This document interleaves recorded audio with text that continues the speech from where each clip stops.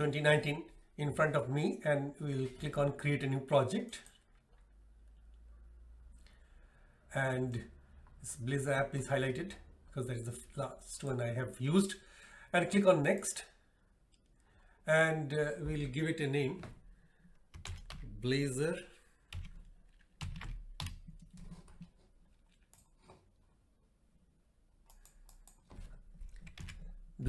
movie app, and click on create.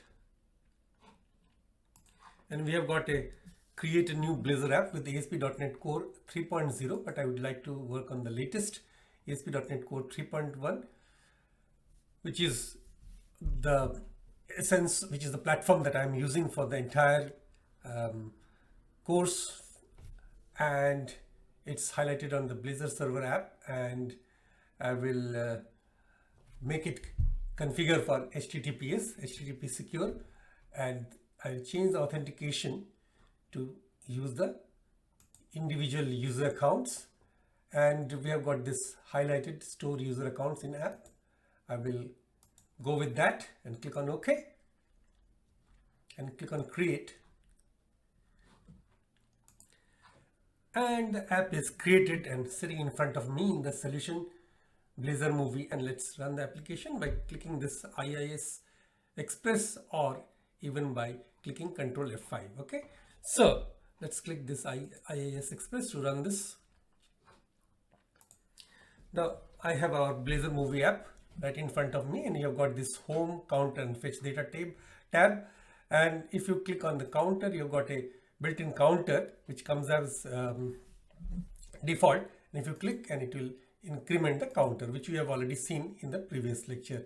And if you click on this fetch data, it will fetch some fictitious weather data from a service, which we are going to tell in one of the other lectures.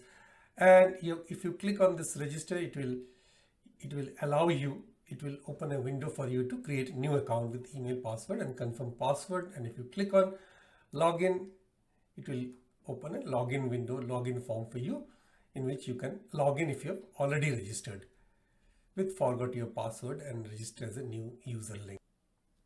Now we have the dependencies in which we have the frameworks such as Microsoft.ASP.NET Core.app and Microsoft.NET Core.app. So these are common to any .NET Core and ASP.NET Core projects.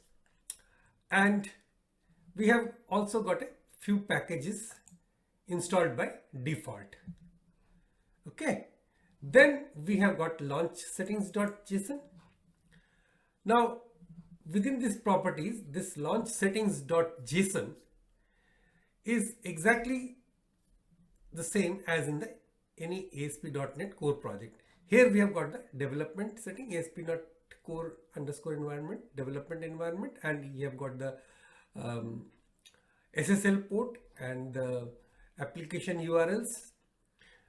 So next in line is the www root folder, which is a folder for housing the static assets. And now here we have the CSS folder with Bootstrap. Just like any ASP.NET Core application, www root folder is used in Blazor to store any static assets such as images, HTML files, as well as JavaScript and CSS. And then we have got the areas folder. Now within this areas folder, you have got this identity folder with pages such as pages and accounts folder, logout.cshtml. Now this areas folder here is similar to MVC, also ASP.NET Core MVC. However, in this case, in the Blazor server template, this areas folder is created along with identity and pages subfolder and accounts within the pages, because we opted for the individual user accounts. If we hadn't opted for any of the authentication, with no authentication, this areas folder would have never been created. Alright, and next is the data folder. We have got the migration folders, which pertains to the entity framework, and that's also a common feature of any ASP.NET Core application, and not exclusively related to Blazor. And in the same data folder, we have got this application DbContext folder.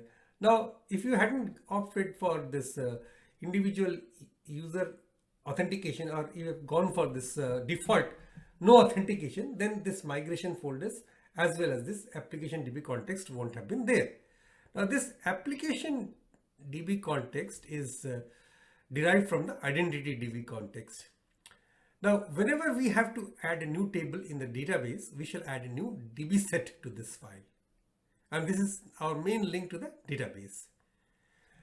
Now, there is a services in Blazor. Okay, so we have got this fetch data.razor, and we have got this services.razor. By default, we have got this weather forecast service, which is actually creating a service which is providing a service for showing, displaying weather, fictitious weather at a particular place. Okay, so what happens is that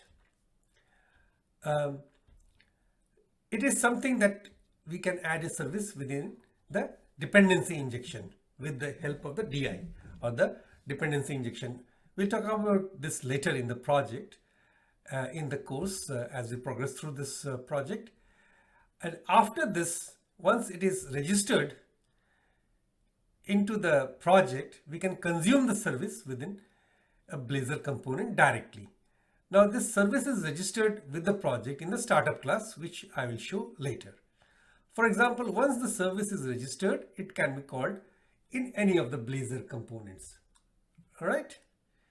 Now, pages folder is like ASP.NET Core Razor pages. However, the file extension is this .razor, like counter.razor or fetchdata.razor.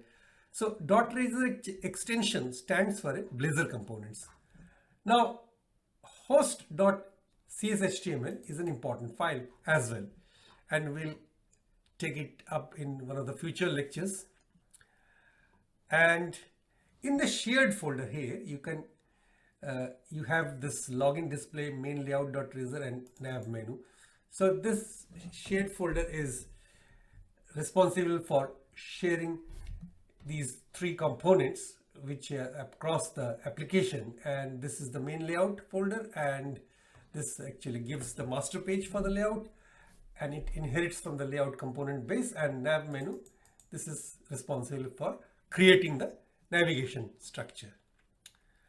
Now, imports.razor and app.razor, these two are new files specific to Blazor only, and we'll take them up also in a forthcoming lecture. Now, app settings.json. This file is similar to ASP.NET Core project, where we store default app settings like connection string for the database, and it's already, you have got this default connection with the connection string there, movie app. All right. Now, just like ASP.NET Core, a Blazor application builds on a host on startup. The host is an object that encapsulates all of the app's resources such as an HTTP server implementation, middleware components, logging, DI, and configuration. The main reason for including all of the app's interdependent resources in one object is lifetime management control over app startup and a graceful shutdown. Now, two hosts are available. So one is the generic host and another is the web host. So the generic host and the web host. The generic host is recommended. Now, this part is exactly the same as we told in the previous lecture, this program class. So it starts up the application. It hosts the application on two hosts, generic host and the web host. The generic host is recommended and the web host is available only for backwards compatibility. Now, the code to create a host is in the program. In the main method, it calls create host builder, passes args.build.run.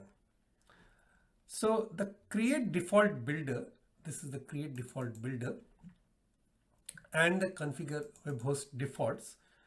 These two methods configure a host with commonly used options such as use Kestrel as the web server and enable IIS integration. So what is Kestrel? Now this is an article from Microsoft. Now as per Microsoft, Kestrel is a cross-platform web server, and Kestrel is often run in a reverse proxy configuration using IIS or Internet Information Service. In ASP.NET Core 2 or later, Kestrel can be run as a public-facing edge server exposed directly to the internet. Alright.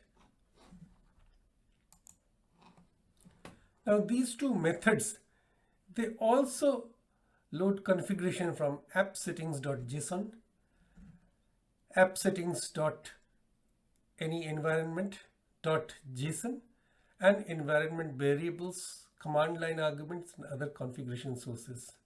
And these send logging output to the console and debug providers. So I've got this Blazor movie app that we created in the previous lecture, and I've got this startup class. Now in the previous lecture, we have shown that the program class is the entry point to the application, and it uses startup for configuration. Right? So Blazor apps have a startup class to define the startup logic for the app. The startup class is used to configure the app and any app specific services. In the Blazor server app, the startup class is used to set up the endpoint for the real-time connection used by Blazor between the client browsers and the server. Remember, this Blazor server is, although it has got a WebAssembly which works purely on the client, but it needs to talk to the server through the signal R, okay, signal R connection. So it's for this reason that the startup class is used to set up the endpoint for the real-time connection used by Blazor between the client browsers and the server. And that part of the code is this app.useEndpoints. Okay, so that is basically, this is where it endpoints.map Blazor hub.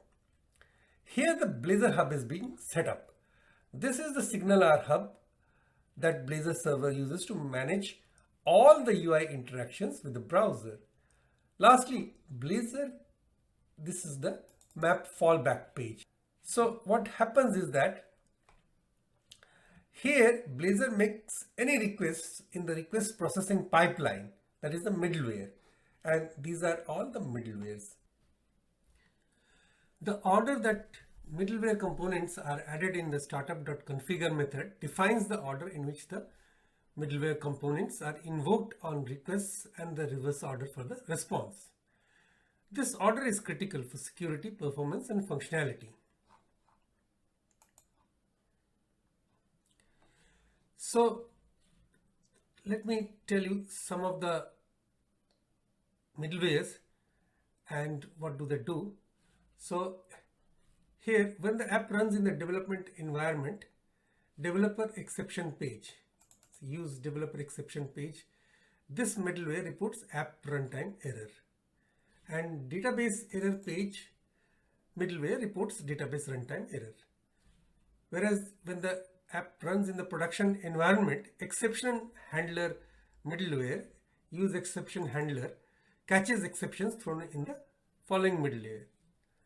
And HTTP strict transport security protocol HSTS middleware, use HSTS, adds the strict transport security header.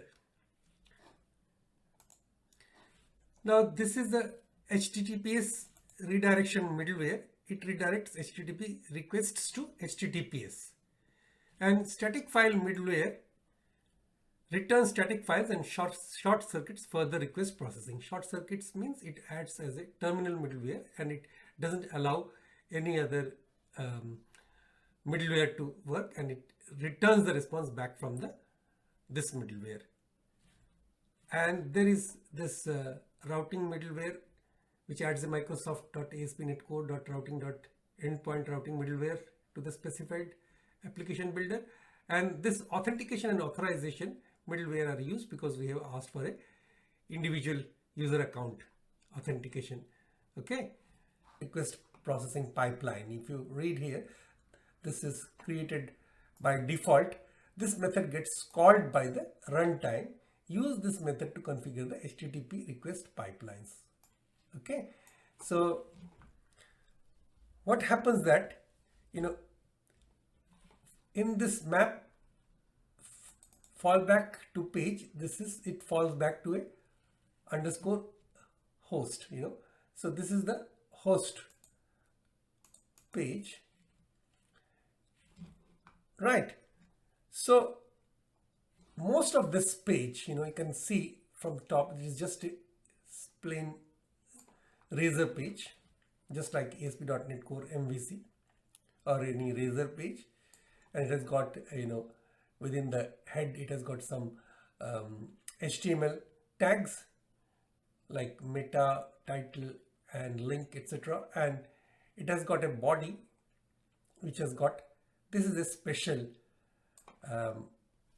component tag that we'll talk in just a bit, but rest of this part is, it has got a div which is ID, and it has got an environment that includes staging, production, or development.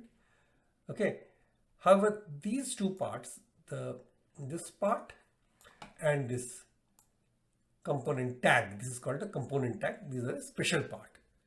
So coming to this part first, this line of code, what it does is that, this code is set up by the framework, and it sets the real-time connection with the hub that we just saw in the startup class here,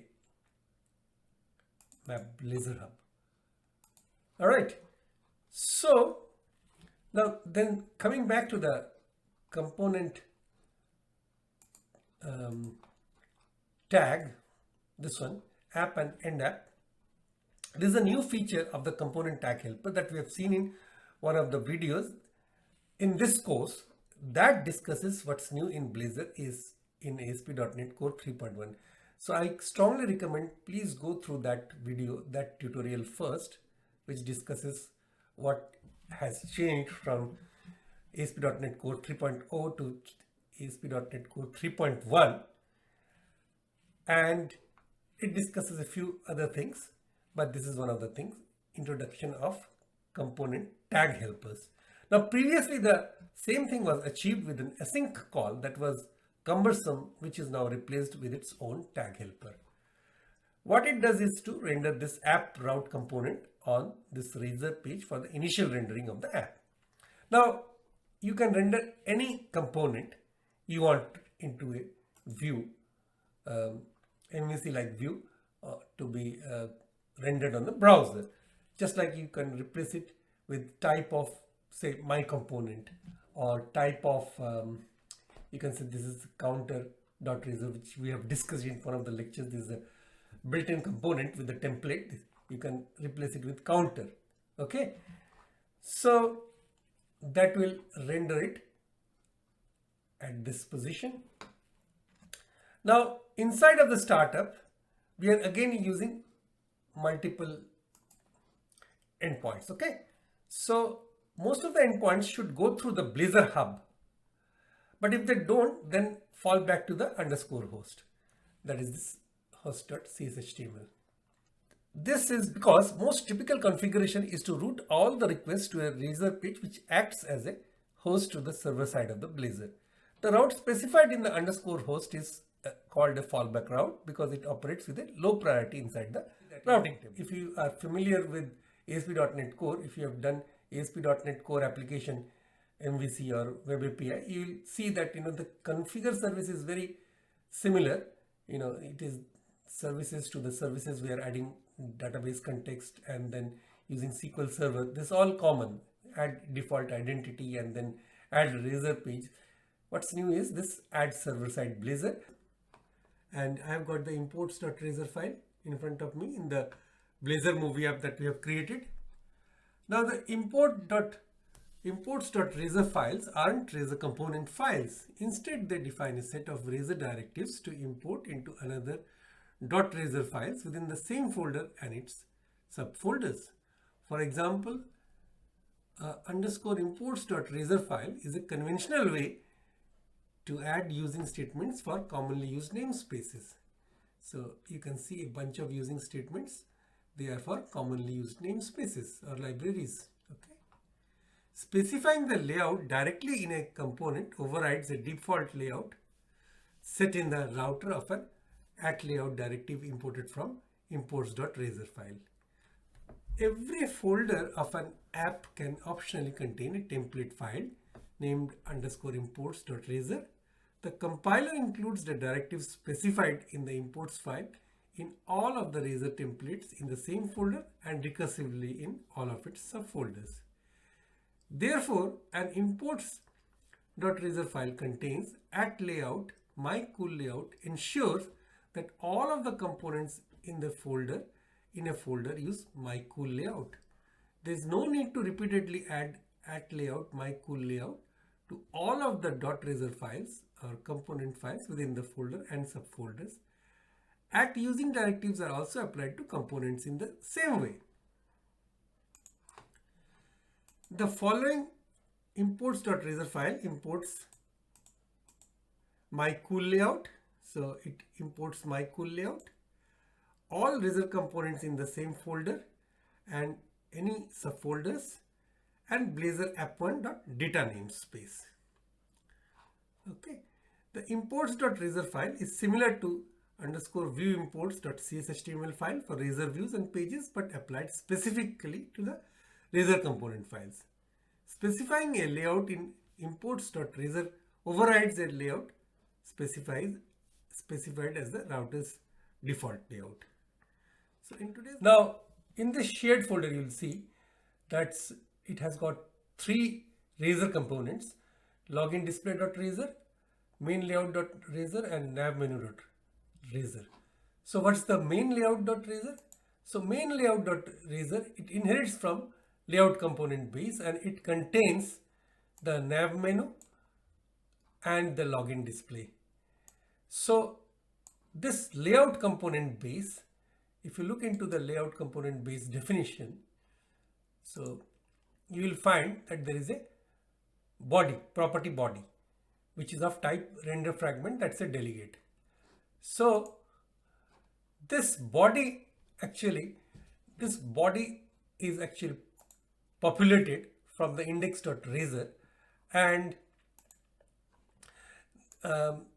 this situation, these div decide where in the main layout this body content is placed.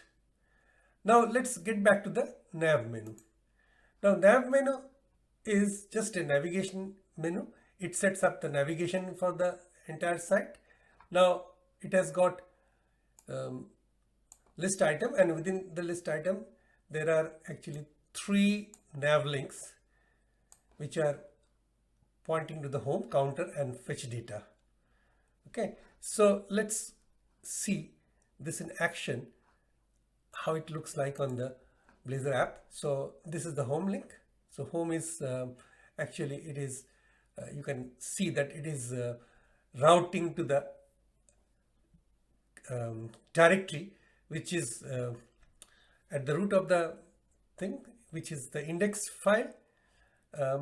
And if you browse over the counter and if you see the bottom left, you will see that it is the URL is showing as https://localhost : the port number /counter, and this one is localhost : port number and fetch data. So counter is, as you know, if you click on this counter, it will increment, and fetch data is the weather data.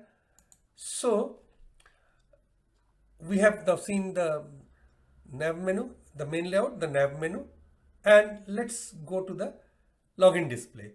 So what does the login display contains? Now this login display, it has got a authorized view tag, and if you are authorized, basically if you are logged in or authenticated, then it will show the username and it will show you the logout button to log out. And if you are not authorized, a user is not authorized, means actually if a user is not logged in, then he will get this login and register links. So again, if you go back to the browser to see how it all works. Now I have logged in. I have previously registered with this credential test@hotmail.com, and I have now logged in. So I see the logout link and the about link. So if I now log out, then I will see the register and the login links. So register and login links. Now further going to describe about the main layout. Now technically a layout is just another component. A layout is defined in a Razor template or in C# code and can use data binding, dependency injection and other component scenarios. So here, to turn this main layout, which is a Razor component, into a layout, it inherits from layout component base, which I have shown previously that it defines a body property for the rendered content inside the layout. Now it uses this body syntax, add body syntax, to specify the location in the layout markup where the content is rendered. And here, if you go to the nav menu, so this nav link match.all, it signifies that the nav link is active when it matches the entire current URL. Okay, and see, add page directive is actually, it is directing to the root. So basically, if you are in the home view, when the browser first renders, then it is showing the home view. So, and you can see that index.razor page is actually providing the content for the main layout add body tag. Now I'll click on tools and I will go for the NuGet package manager console. So package manager console is in front of me, and I will issue this command, update -database. Okay, so build has started, build succeeded. So I've got this package manager greater than sign again. That means the database is already created, would have been created. So if I click on this refresh button and click on this local DBMS SQL local DB, click on database. So I have got this ASP.NET Blazor movie app in front of me. This is what we are after in this lecture. So I've got the tables. So you've got the ASP.NET users, ASP.NET user roles, and host of other tables, ASP.NET roles, and all of this table will show no data at them. So I have given a run command to the application. Now the application is in front of me, and now there are two ways to create the users and roles. First is to go for the register UI or register form and register yourself as a user with email, password, confirm password, and then you can log in with that user credentials. The other way, which I will do for now, is to seed the data by a method in the startup class. So we'll go for that. I've just stopped the application and I will bring up the startup.cs. So in the startup class, I'll have to add roles also. For that, I have to change the configure services a bit. So what I will do is I will just get rid of this part and add, call another method, add, this is add roles method, add roles, and this is identity roles. Okay, so you can see dot add role t role. Okay, so here it is, t is generic type. Okay, so this is identity role, and then empty pair of brackets, and this will stay dot add entity framework stores application DbContext. Next, I'll have to call, I have to create a method and call this method from the configure methods. Okay, so that method I have copied on my clipboard because it's a quite an involved method, and I can explain it later. So following this configure, I will just dump that code for that method, and I will call that method from the up above, that is the configure method. Will call this method within the startup class create user and role. So what is the code to call? Now the call to this create user and roles method is from this configure method, which requires an ICE service provider type. This is an interface, so that is this object of ICE service provider type, and I am calling this create user and roles, which is this method .wait, because it is async. Now all I have to do is to run this application once again. Now this Blazor application movie app is running in front of me, and let's revisit our database, our application, and see what happens now. So I will just have to refresh the database. So click on refresh, and then click on the SQL Server, click on the MS SQL Local DB, then database, and then Blazor movie app, and then expand this, expand the tables again, and if everything is fine, it should have some data. So you have got all the data in the users table, and if you click on the roles table, the roles table is already open for you. So you have got the roles data. So I have created user and admin, two type of roles. So now Blazor has an authorized view component which helps to display content depending on the authorization status. If you have the page content inside authorized view, only an authorized user can see it. So I have got the counter.razor, which was created in the default template when you created the Blazor server-side project. It was created automatically for you as default. So what I will do is I will put this part below the act page directive within the authorized view component. So I'll wrap it around the authorized view. Just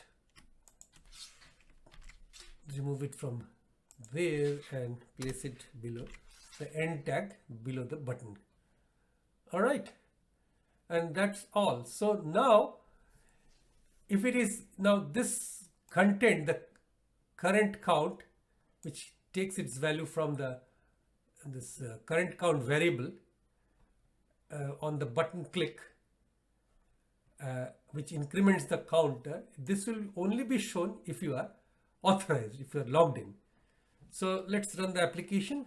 Control and F5, or you can click the IIS Express.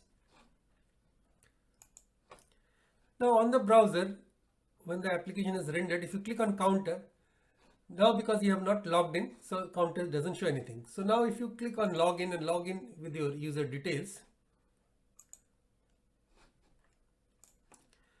so now I've got this user credential, email, password, and click on login.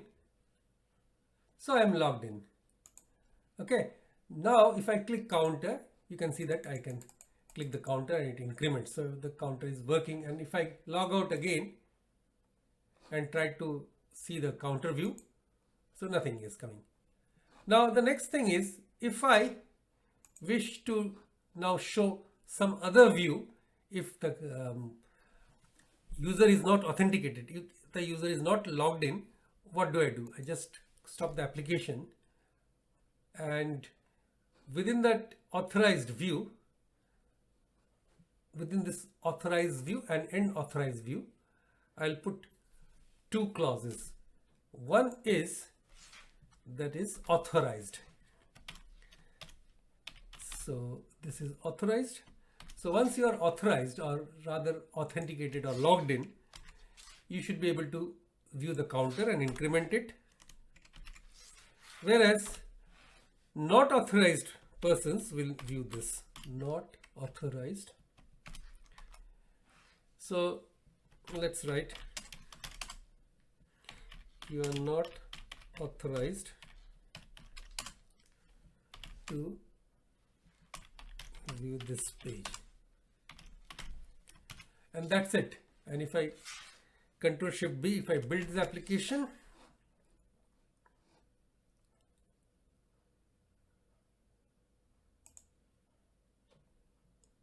build succeeded. And if I run this application again, so application I have closed, so let me run it again. Now this application is running. So if I click on counter, you are not authorized to view this page since I am not authenticated, I am not logged in. So if I log in now,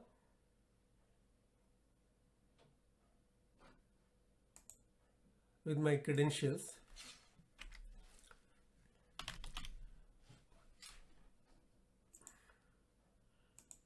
I can click on remember me. So I'm now logged in. Invalid login attempt. I think it was wrong password that I was giving. So I'm now logged in. Okay, save it. So here I can see the counter, and then click me to increment the counter. And if I again log out, what happens? If I click on counter, you are not authorized to view this page. So we have shown how to implement a basic authorization in this tutorial. So we will ultimately change this to show our user profiled data only, which will be a thing in the future. I'm going to use fetch_data.razor component, which is there as a default when you created the Blazor server-side project. So at the top is the add page directive. So what this add page directive does, this is the root attribute, the route attribute in a component is set using this add page directive. This specifies that the component is a routing endpoint. So if it is /fetch data, that means, once you render the browser, then localhost :port, if you write /fetch data, then this will bring this fetch data or weather services. So if you click here fetch data, it will show the routing fetch data. Okay, and then again we get back to Visual Studio. Now a component like this fetch data or any other component can have multiple route attributes by having multiple @ page directives. And then this @ using directive. This @ using allows the Blazor movie app, that is the Blazor movie app, this application .data. That means that it is including this data folder and everything within the data folder. Okay. So, and then @inject. What does @inject do? You can inject the services into the component using the @inject attribute. So this is a service, weather forecast service. You are injecting this into the application, into the Razor page with @inject directive. So you are creating a forecast service as an instance of weather forecast service, and then later you are using it here, forecast service. Okay. And then finally you have got this @code block, which is, as the name suggests, it has the code, C# code, which has got the private or public variables, fields, or public properties, or even methods. Earlier it was using @function before ASP.NET Core, but it is still valid to write @function in the place of @code, but ASP.NET Core 3 and on advises us to use @code block, @code directive instead of @function. Over to the Blazor movie app. Now, first of all, I would like you to please verify two NuGet packages, which are very essential because we will be using Entity Framework Core for this application. So let's right click on the Blazor movie app and manage NuGet packages.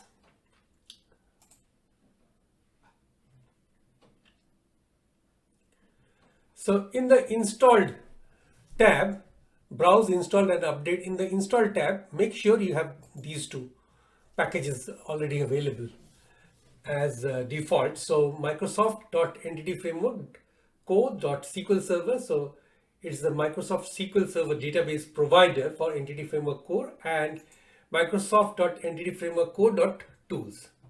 So if you have them, that's fine. If you don't find them, then you can click on the browse and write and then look for the result and then click on install if it is not installed. All right. Now, next is in the tutorial today, as I have told that we'll be creating a model class. So I will a model movie class for creating the database, okay, as the first step. So I will right click and add a folder, new folder, call this models.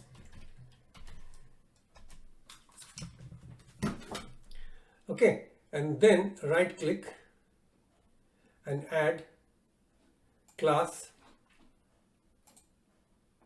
Call this class, I'll call this class movie.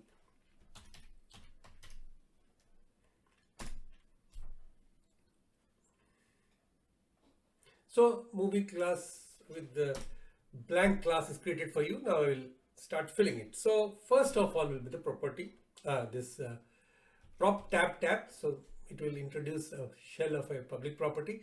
So by default it is integers, but let's keep it at integer because this is the ID, okay? And let's make it explicit. It's a key, primary key. So if I write key over here, it will come up with a squiggly line. Now there are some potential fixes.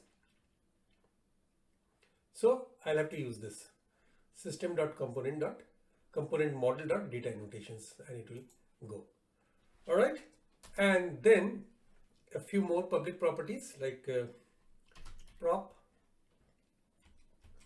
tab, string title for the movie, because it's a movie database. I need a movie title. And then prop tab, and this will be the movie release date. So it will be of type date time.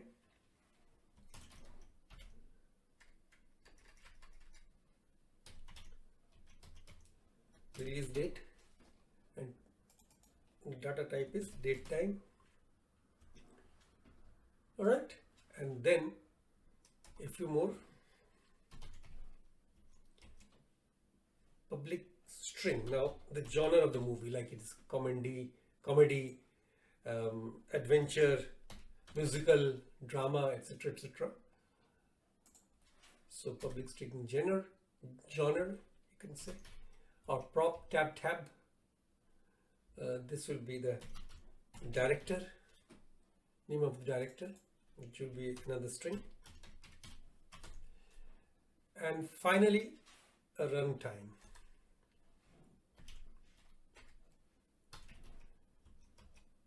So this will be left as integer because it will tell you the running time of the movie in minutes.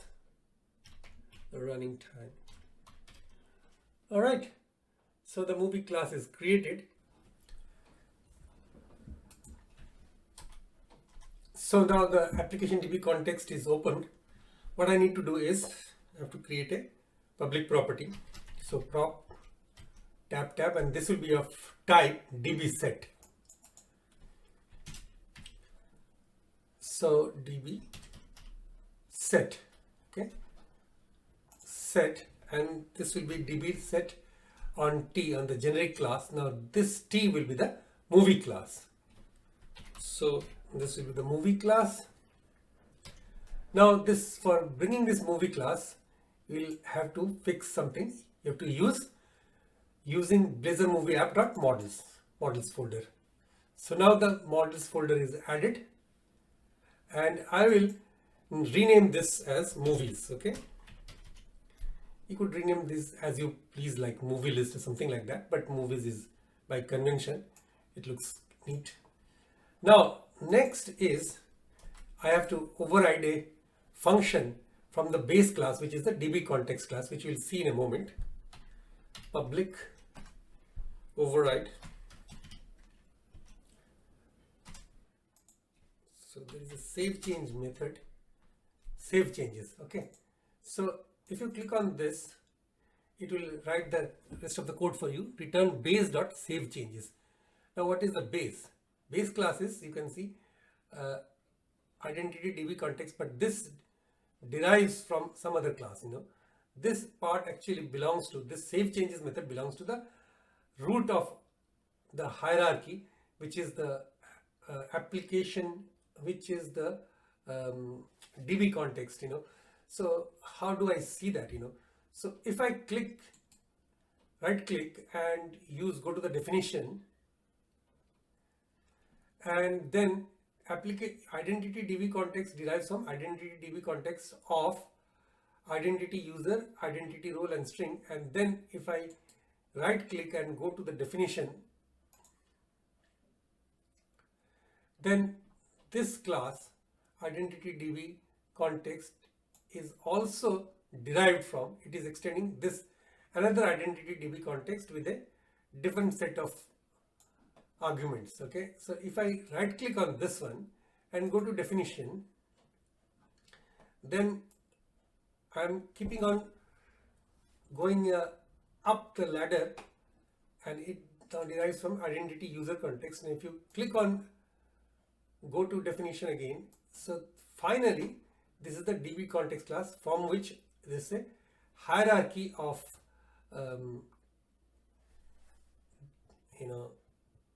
inheritance. So if you click on go to the definition for the DbContext class, you'll come up with this save changes method. So this is the save changes method.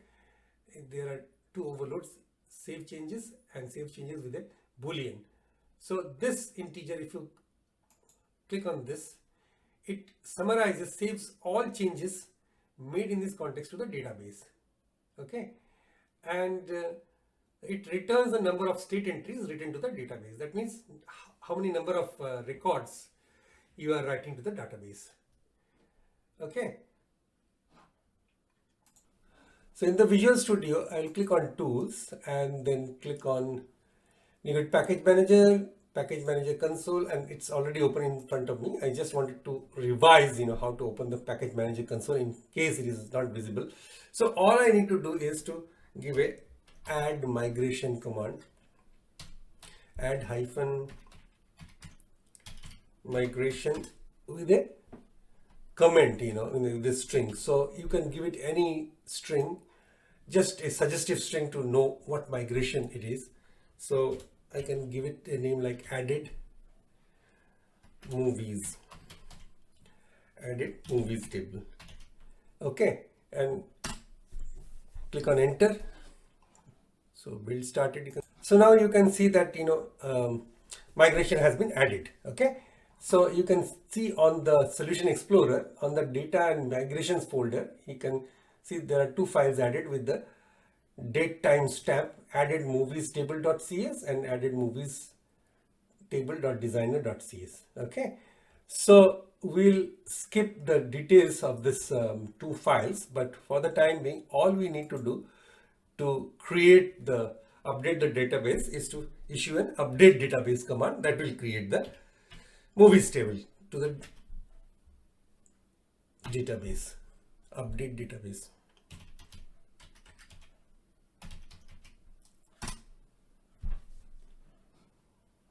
So done.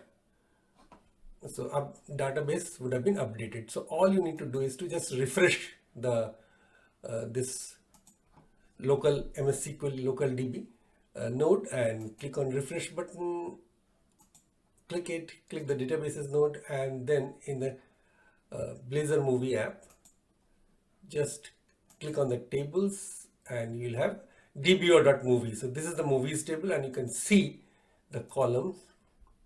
These are the columns that you created, and that was done all via this movie DbContext and the movie class. So ID, title, release date, genre, director, running. So add new folder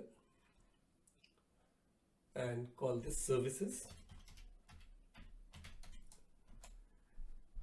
And within this services, I have to add a file, class, add class,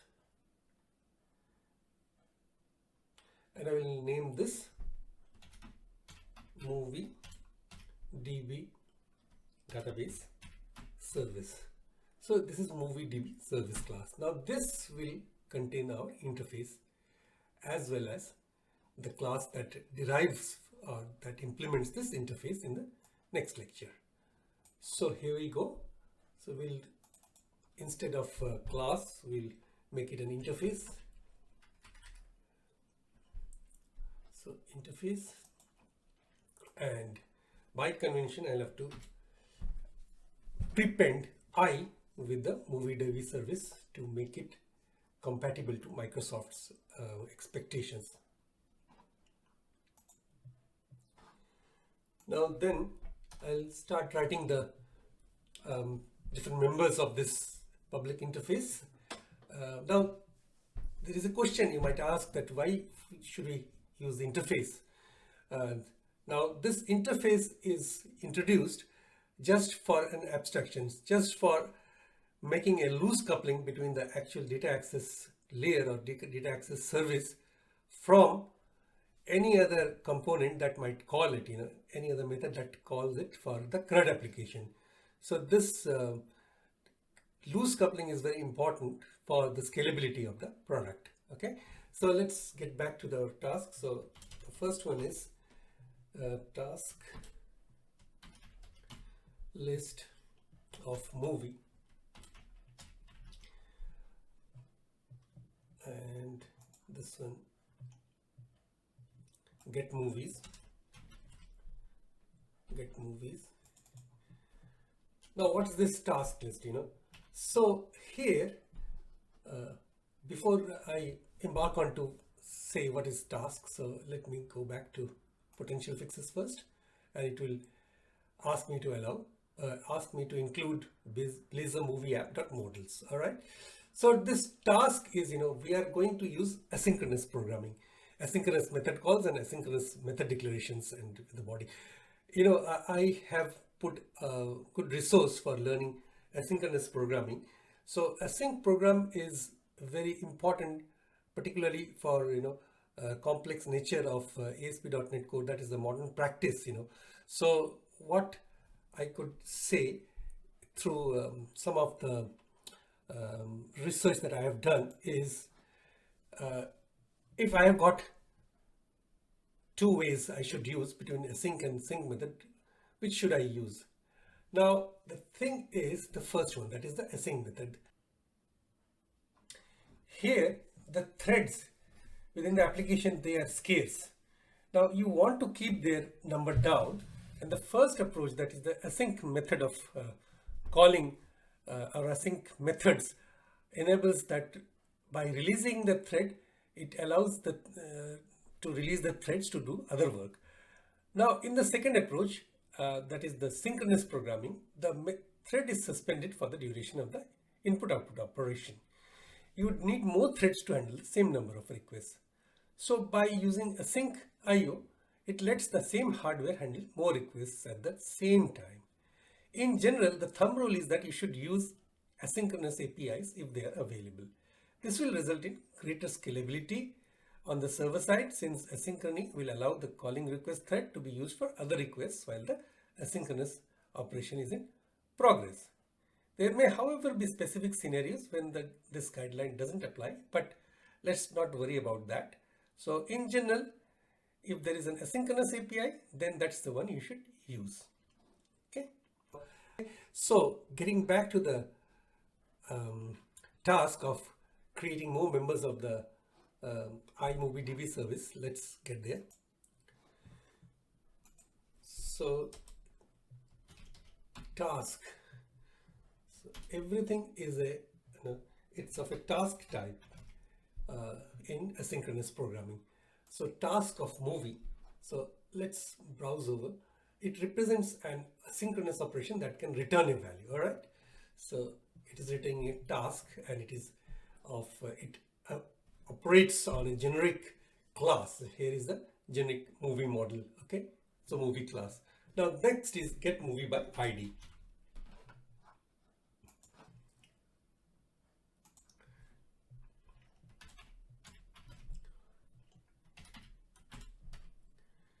And I'll have to put an argument to this method called integer ID. So get movie by ID, okay? And then again task of movie.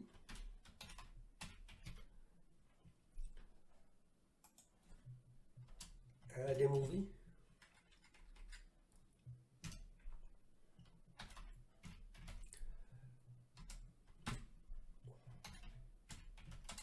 So movie object, movie.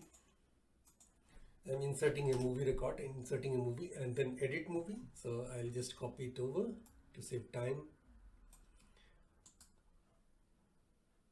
And then paste.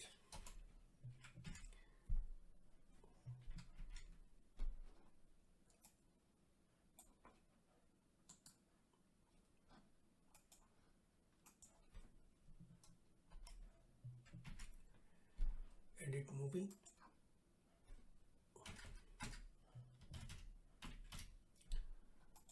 Okay. And then finally delete movie.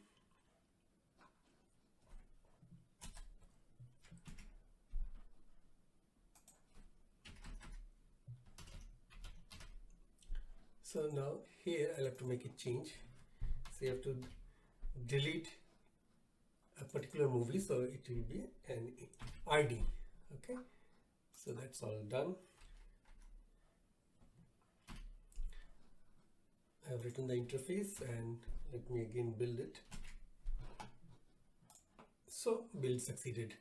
So, and let's create a class, public class, and name this class MovieDB service, which implements the iMovieDB service interface. So MovieDB service colon, and it implements iMovieDB service. All right. And now here this squiggly line, this actually is asking us that it is suggesting that it does not implement these interface members. All right. So let us see the potential fixes. So, implement interface. Okay. So you can see that how it is going to implement this interface by creating the stub members, stubs of these methods. Okay, so let's go for it. So now this iMovieDB service squiggly line is gone. Now I have to keep on implementing one method after the other. So at the moment it's happy just to throw a new not implemented exception, which is just the stub it creates on its own. Then cut it from here, and the proper place of those two methods that I want to complete is these ones. It's here on the top, get movies and get movie by ID. Just shuffling it a little bit. Okay, so before I start completing these two methods, I'll have to declare a private field, private read-only field, and this is of type application DbContext. Application DbContext. Now for this, I'll have to bring in a namespace using Blazor movie app.data. Okay, because the data folder contains this application DbContext, and an object of that type, I can name this underscore context. Okay, so by convention we are marking this as underscore. underscore context. So this is actually, it will be used for dependency injection in the public constructor. So let's create the public constructor CTOR and then inject this of this type, application DbContext.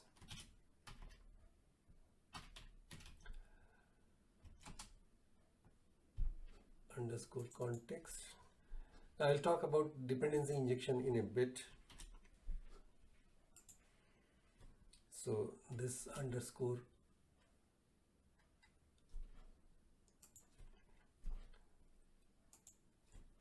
now this passed in object will be assigned the value of this for this read-only property. So underscore context equals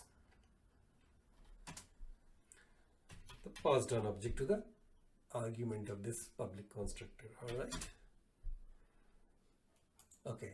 Now the squiggly lines are gone. So this dependency injection, you see, so this object is actually injected into the public constructor. Now this context object, this will allow you to carry out so many things actually. Now it simulates many methods from all the relevant classes and the classes inheriting from the application DbContext. So if what I am trying to say, if we right click on the application DbContext and if we go to the definition, now this derives from the identity DbContext.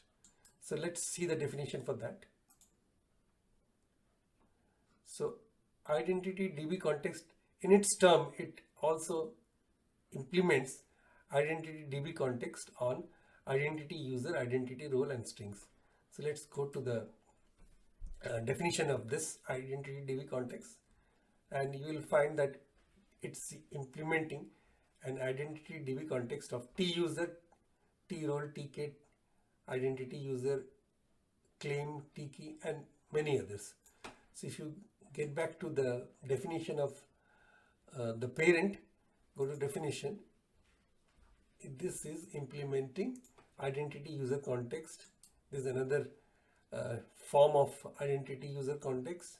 If you now go to the definition, finally it is, you can see that it is deriving from DbContext. So this is at the parent, at the top level of the hierarchy from which this application DbContext is derived. So if you go to the definition, you will find so many things happening.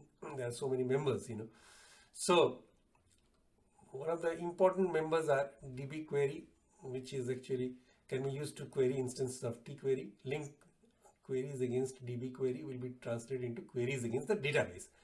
And also you have got then update, okay, and you have got save changes async and save changes async with the two different overloads, and dbset, it is operating on dbset, it can be used to query and save instances of t entity.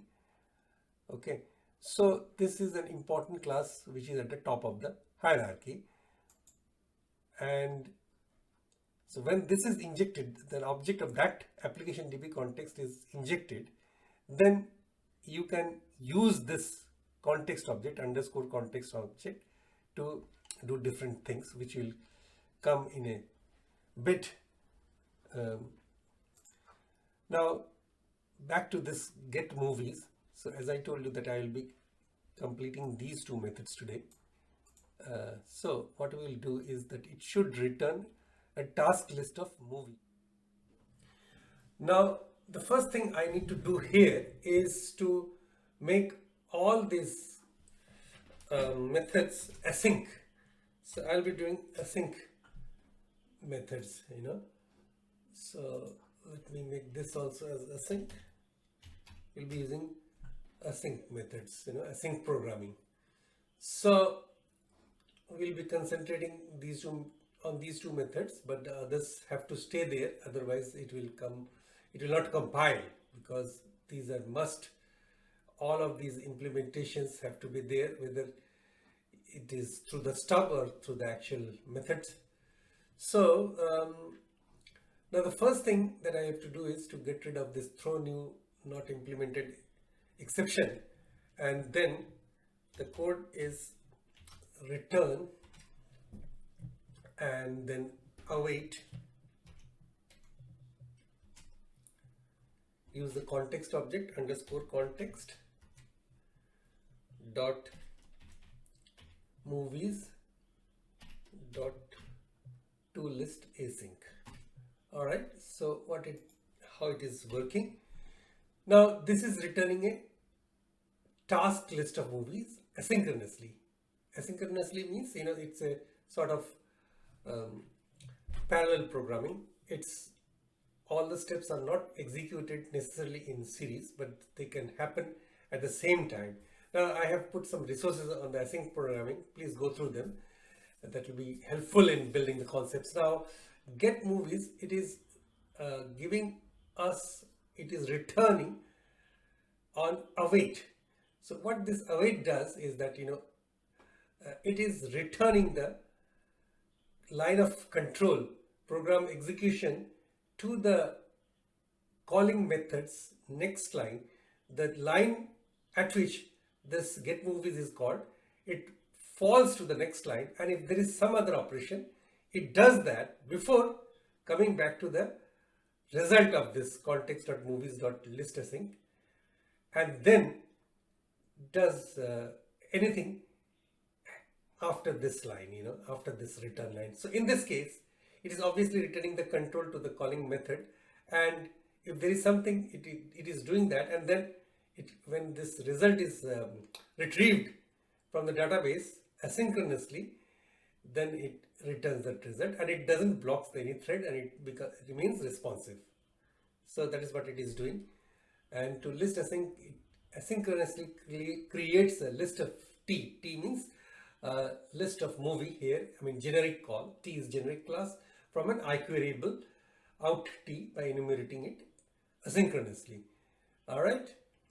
And then let's go to this one. Get movie, get a single movie by ID by passing the ID of that movie. So here it is return and await. It will be the next step. Basically, it starts with creating a variable movie and assigning it. And before we assign, we'll await on this task, await, then again use the context object dot movies, and then make use of this find async method. So finds an entity with the given primary key values. Okay, so that's what it does. It asynchronously fetches with the ID. If any result with that ID is returned, then it gets and assigns it to the variable movie, and then return this movie object.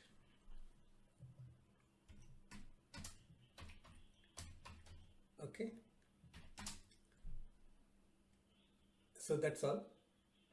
Here we have completed these two methods, get movies and get a single movie by ID, and we have actually created async programming, async methods, and awaited on these results. All right, so hope everything is clear.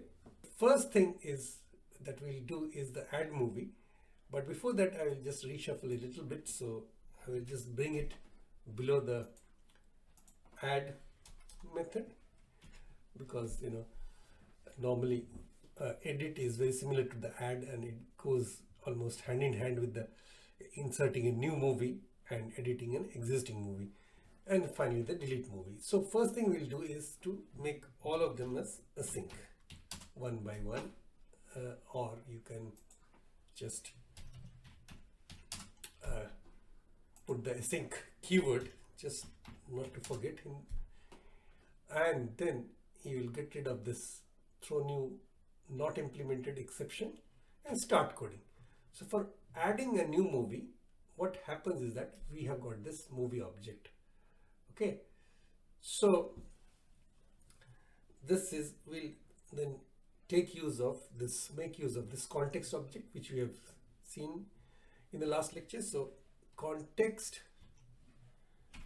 dot on the context object, which is of type application DbContext, okay, and movies is the DB set.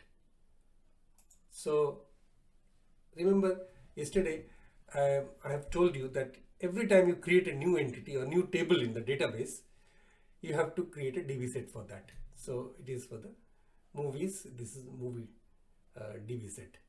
So now you can see context.movies.add and pass in this parameter movie, okay, and then because this is async,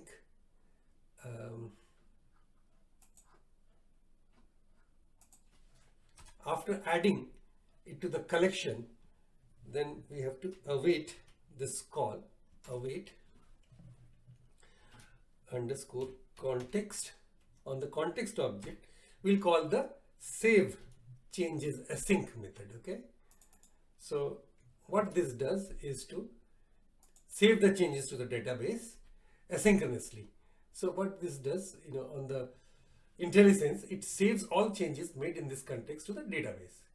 Now this method, there's a lot more things, information written, you can go over it. Like this method will automatically call Microsoft.entityFramework core.changeTracking.changeTracker.detect changes to discover any changes to the entity instances before saving to the underlying database, okay. So finally, because it is expecting a task of movie class, a movie type, so we'll return this, return movie. So that will satisfy the return type, that is task of movie. It is basically a task on the T class. T is movie.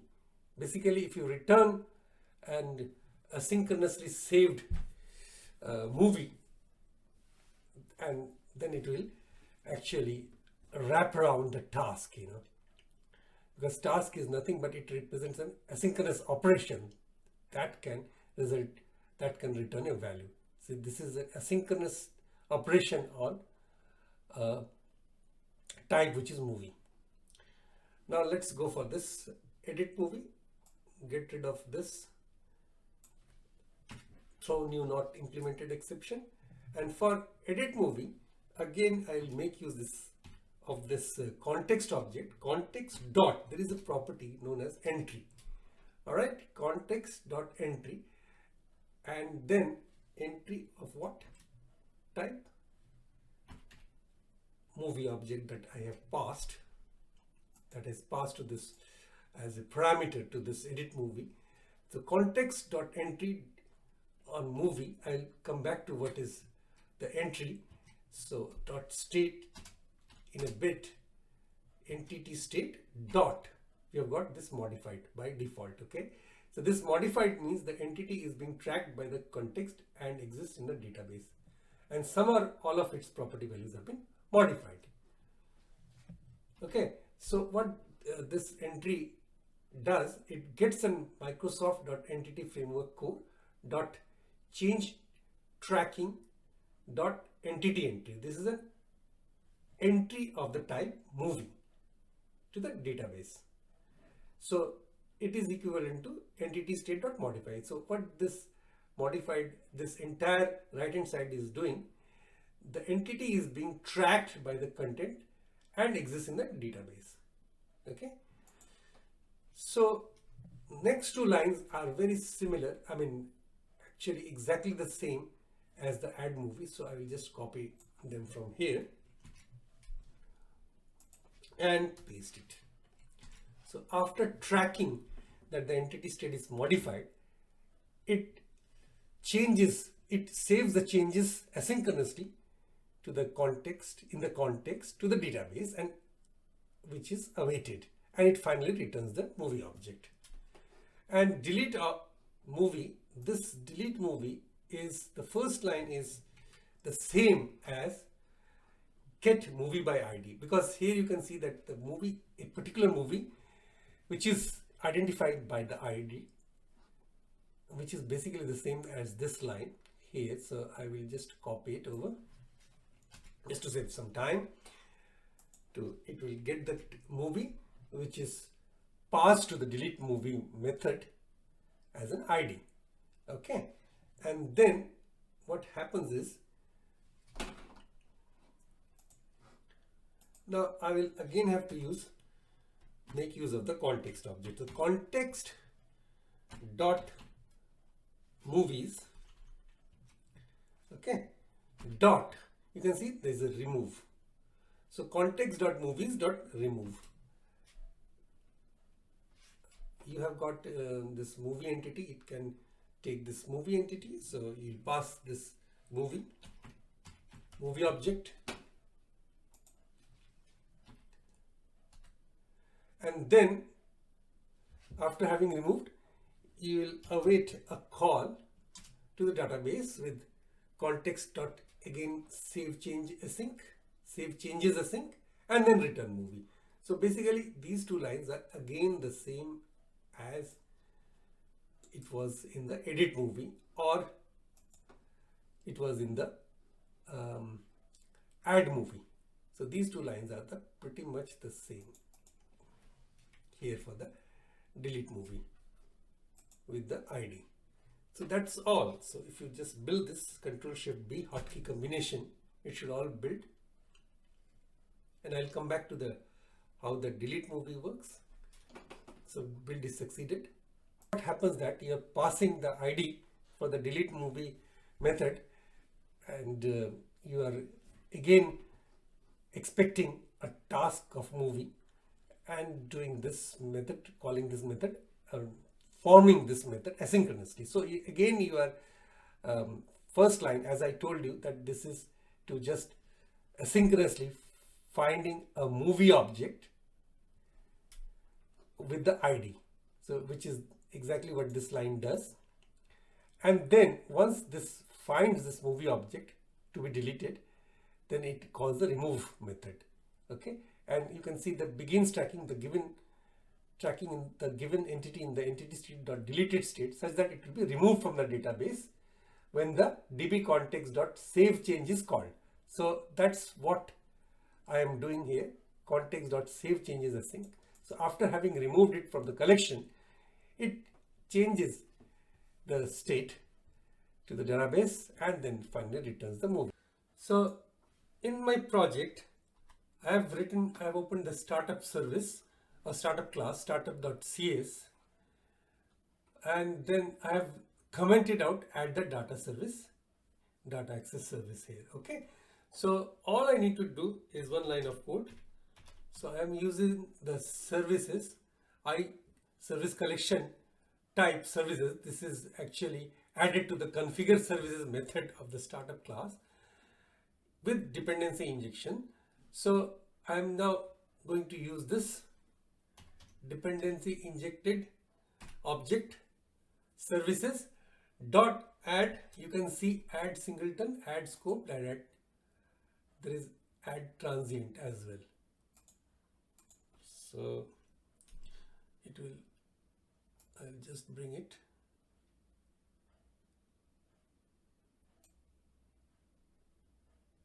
Add transient.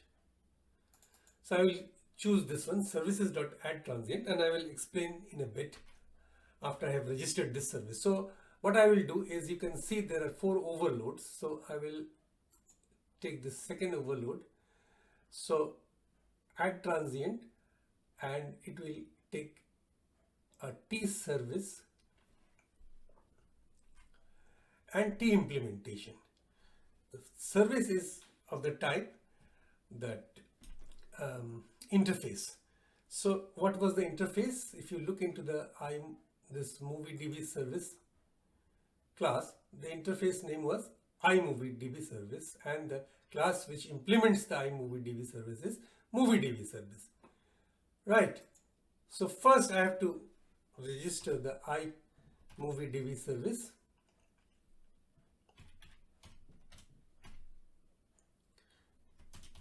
Now I have to bring in another namespace.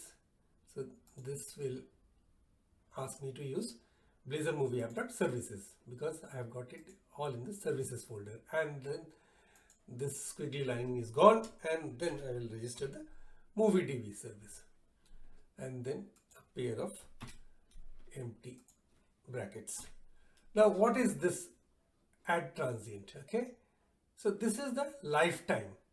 This is the lifetime of scope. Now let's study it in a bit. Now this line of code, so it adds the movie DB service to the services collection or the service collection. The service type is set to iMovieDB service, so that if an instance of that type is requested, they get an instance of MovieDB service. And the lifetime is set to transient, so a new instance is created every time. Now, it is critical to understand what is a service lifetime. When a component requests another component through dependency injection, now dependency injection we brought up here while we injected to the public constructor its context object of type application DbContext. So, and then we started using the underscore context. Okay, so and then we wrote all the CRUD methods. So that was dependency injection, so or constructor injection you can say, to the ASP.NET Core application. Now it is critical again that when a component requests another component through dependency injection, like we did in the MovieDB service class, whether an instance it receives is unique to that instance of the component or not depends on the lifetime. Setting the lifetime thus decides how many times a component is instantiated and if a component is shared. So there are three options. So as we saw that, there are services.add. If you just comment this out and then services dot add singleton. So add singleton adds a singleton service of the type specified in the T service to the specified I service collection, and add scope, this will only say adds a scoped service. So what are these? Singleton and scoped and transient. So singleton means only a single instance will ever be created. That instance is shared between all the components that required it within the same request or even across the different HTTP requests. So when I say request, I mean HTTP request. Now the same instance is thus used always. And scoped means an instance is created once per scope, and a scope is created on every request or HTTP request to the application. Thus any components registered as scope will be created once per request, whereas on the other hand, the transient components are created every time they are requested and are never shared. In our application, we could have as well chosen, so let's uncomment this. We could have chosen add scoped or add singleton, but we are happy with what we have chosen, add transient, because we are happy to create new instances of this service class anytime it is requested, which will get disposed of when a fresh instance is created. So if we have, we would normally go for adding singleton service if it has to remain the same instance needs to be used within different requests or within the same request from different components, which is not the case. If we had the database connection which needed to be persisted across the request or within the same request from different components, then we would need singleton. And we could have gone for add scoped, but add scoped means the same instance will be, the new instance that is created will be used if the request is the same, but if there is a fresh HTTP request, then a different instance will be created. But we preferred the add transient because it is lightweight and for our purpose it is sufficient enough. Okay, so if two components here need the service instance, each component gets their own service instance and then can run in parallel, and we don't need to share the same instance of the class, this data access service class. So we are happy to go for. Now, if you look at the database node and click on this dbo.movies, this movies table, and view data, you can see that there is no data. Okay, and how do you make sure that this is the correct database? See, if you look into app settings.json file, it has got the database name as ASP.NET dash Blazor movie app dash FCA 74149, which is this database. All right, so now let's get back to business to see the database with some initial records, so that when we in the later lecture, when we go for the details page, we shall straight away find some records populated from the database. All right, so our starting point to see the database with some initial records is application DbContext, which derives from the identity DbContext.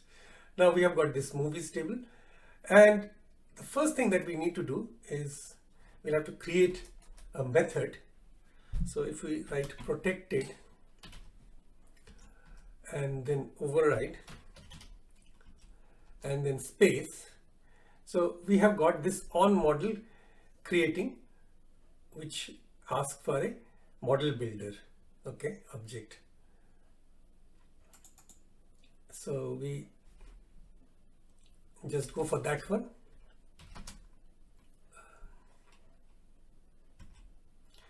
So protected override void on model creating a model builder object, which provides a simple API surface for configuring a Microsoft.entity framework code.metadata.immutable model that defines the shape of your entities, the relationship between them and how they map to the database. Okay, so with that in mind, we will see this one line is already written for you. We'll stay with persist because that is important, and we are using the basic classes on model creating and passing the builder object, which is of a type model builder. Now let me start writing. So we'll use this builder object or model builder object. So builder dot entity. Now what this entity does, entity is this movie entity. So T entity, the entity type to be configured. So we have only got this movie entity or movie model, and then a pair of empty brackets, and then there is got a new Microsoft has got a new has data method to seed. So we'll make use of that. So, and within this quotes and end quotes, I'll have to write initialize the instance of the movie class. Okay, so don't worry, we'll get rid of this squiggly line in a bit. So I have got a few movies, and I'll write one of the records and then copy and paste from my clipboard just to save a lot of time. So first movie, you can see that, you know, as soon as you write like this new movie within two brackets, you know, curly braces, and if you click on A, it will give you all the properties of the movie class. So we'll start with ID. So ID has to be there, it's not null. So I will just write a fictitious ID for now, and then you can, if you click on the other properties, we can see that, you know, we have got title, director, genre, etc. So we'll next is title.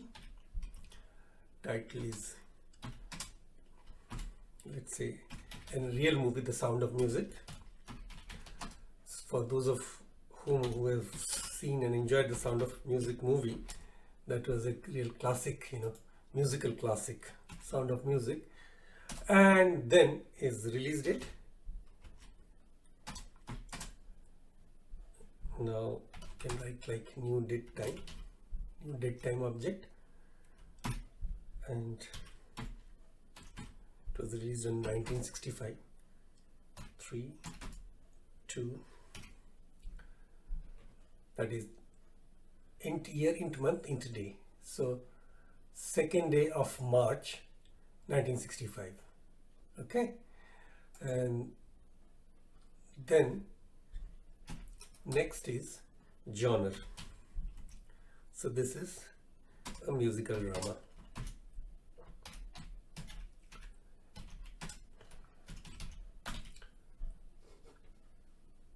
Then comma. This property, there is a comma that follows between each of the properties. So director is Robert Wise. Okay. Because I am trying to create a real looking movie database. Okay, I've done some research, and the running time, if you look into the Wikipedia, it is around 175 minutes. So that's one record done. Now next, just to spare a lot of time typing, I've copied some more records and I will just paste it over here.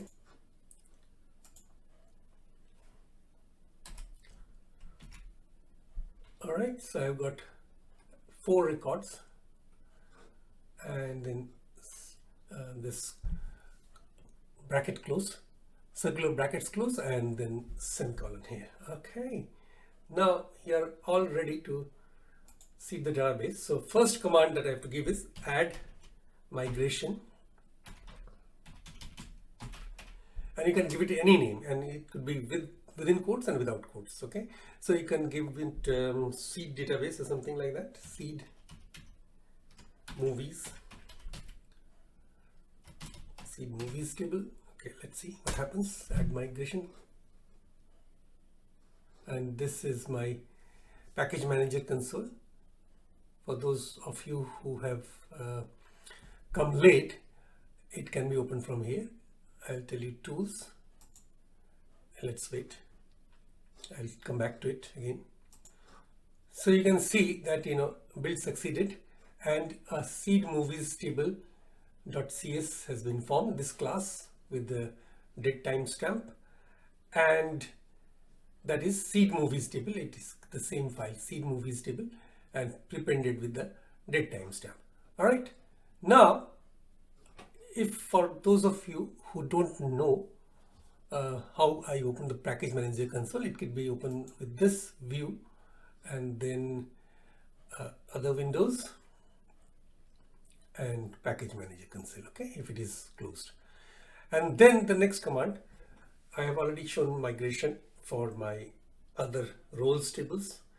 Okay, so after that, the command was add migration, and name this anything you like, and then update database. You have to update the database.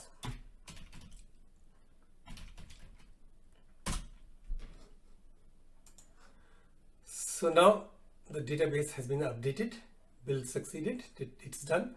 So if I now right click on the movies table after refreshing, let me refresh the database, and if I look into Blazor movie app tables and right click, view data. So I have now refreshed. First time it didn't show, by this refresh button, and you can see all the data. I need a movies.razor component, so I'll create a components folder on the project node. So right click, add new folder, name this components. So components, and then right click on the components folder and add new item, and this will be a razor component. I will name this movies. It will automatically take the extension, so movies.razor will be formed for me with some initial code. So movies.razor, movies component is formed for me. So here I will just get rid of this at the moment. Now the easiest way to do is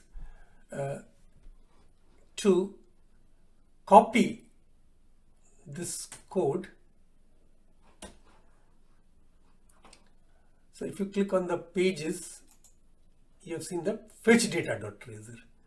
So I will copy most of the code from the fetch data and then modify to make it easy and less time consuming. All right, so I'll copy from almost from the top to the bottom, copy from here, and in the movies.razor,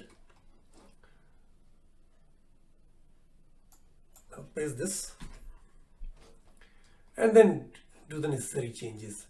And here this was page directive was showing the navigation to fetch data. In our case it will be at page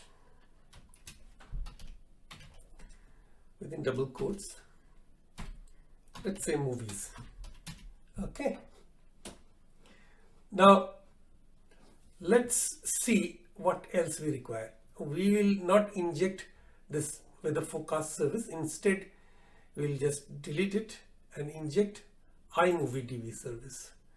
And we don't use this using statement Blazor movie app.data. Let's get back to the coding. So I will need to bring the models and the services folder. So models, everything will be clear in a minute why I require these folders. So add using Blazor movie app,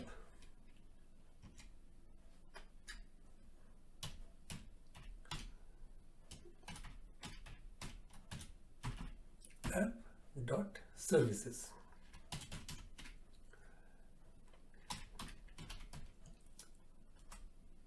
Okay, so and there will be another add inject statement. I'll tell you what is this inject. iMovieDB service type, call this just service. Okay, so by this directive at inject, it injects an instance of this iMovieDB service interface. Okay, it's as if I am creating a new instance in a class file and call this service. All right, now I'll come back to the code and I will keep now changing bit by bit. Okay, so first of all I will make a change. Add function is still valid, but the present best practice is to write add code block. So and then I don't need this weather forecast service, and I'll have to change this, so I'll just comment it out for the time being, and instead I'll create a private list of movies. Okay, so private list of movie object or movie entity, rather private list of movie, and call this movies. All right, it's prompting me. Okay, I'll take this one, and this is a part of page life cycle for Blazor, and we have already have lectures focusing on the Blazor page life cycle. So here I will initialize this movies object with await call. This is a asynchronous service. I will make use of this service. So now this is probably a bit clear to you. Get movies. Okay, await service dot get movies. So I am using the instance of this interface, which is service, and here I have to make a lot of changes, right? So let's go about one by one, bit by bit. So at the moment I have got if forecast equals none. Instead it will be if movies equals none, the movies object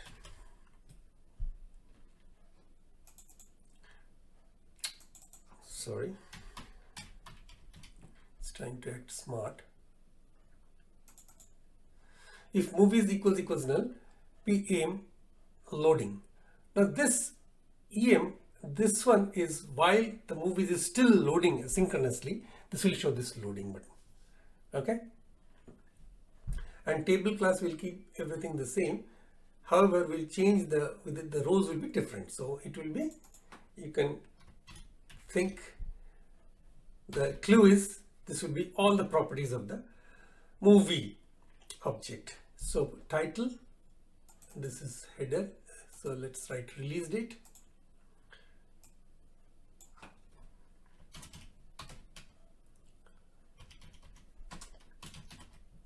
And space between release and date.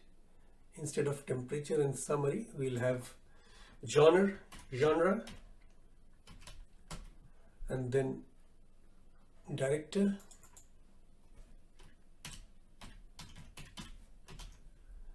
and then a few more. Running time, I'll copy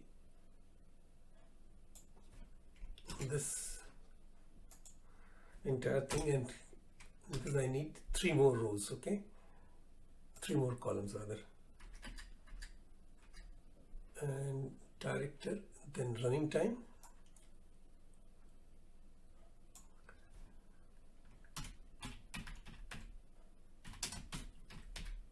and last 2 headers are for putting edit and delete button. The meaning will be clear in a bit. Okay, that is that head section is done with. And then the T body section. In the T body section, instead of for each var forecast in forecast, we'll have movie in movies. Okay, so for each var movie in the list of movies, that is, and then we'll make use of this movie object. So act 4, I'll get rid of all of this TDs, table cells, and start writing on our own. So at the rate, because this is C# code, movie dot, it will automatically suggest movie dot title, and then TD and TD at movie dot release date, and then TD at movie dot genre. You can write them in any order as you please. Okay, so movie title, movie release date, genre, movie title, release date, genre, then director,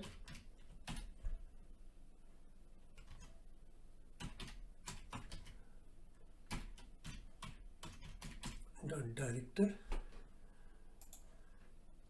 See how much time it takes to type a few columns, That's where the copy and paste comes into being.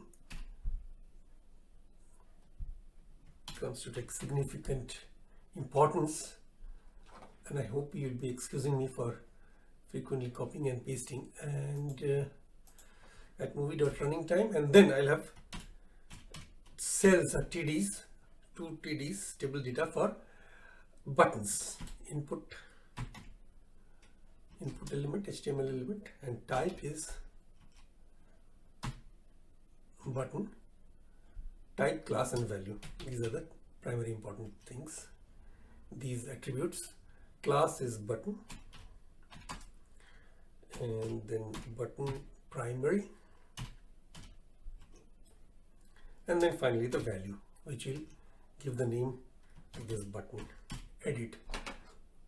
And then I will just end this over here, and that's it. And this, just copy this button over,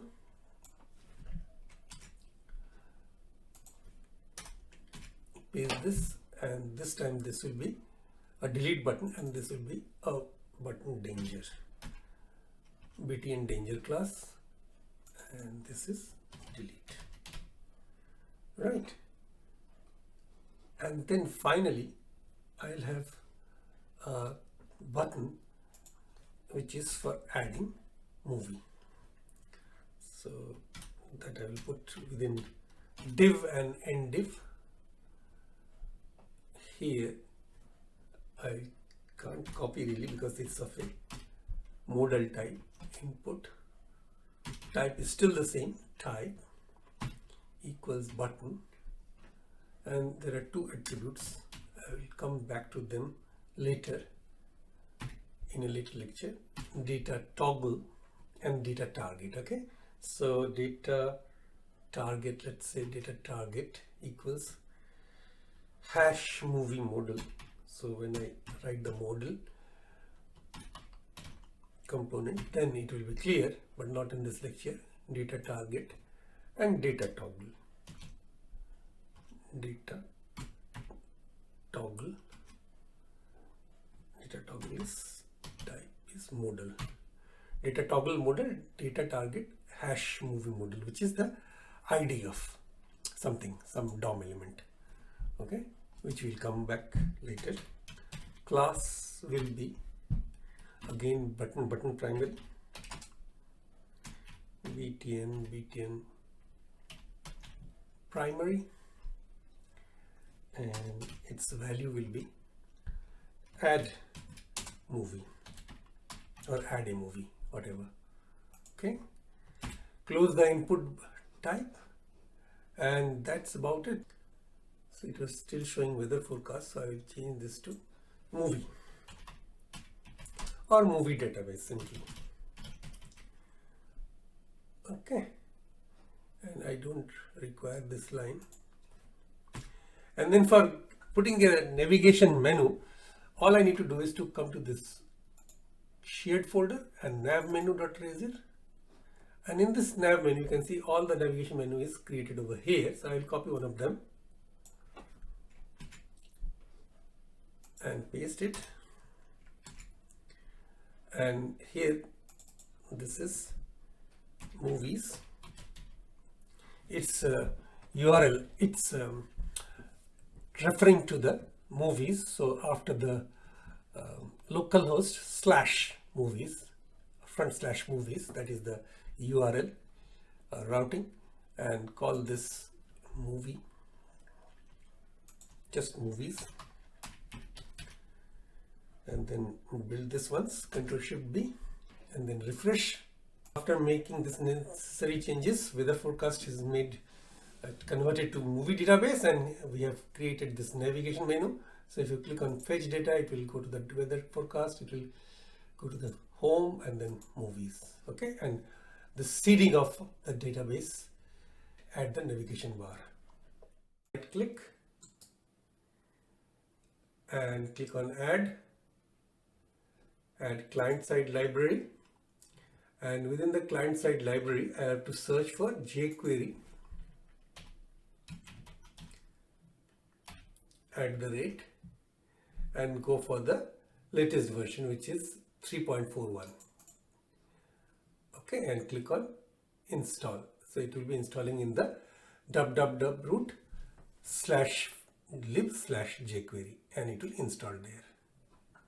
So restore operation completed. So lib folder is formed under the www.root.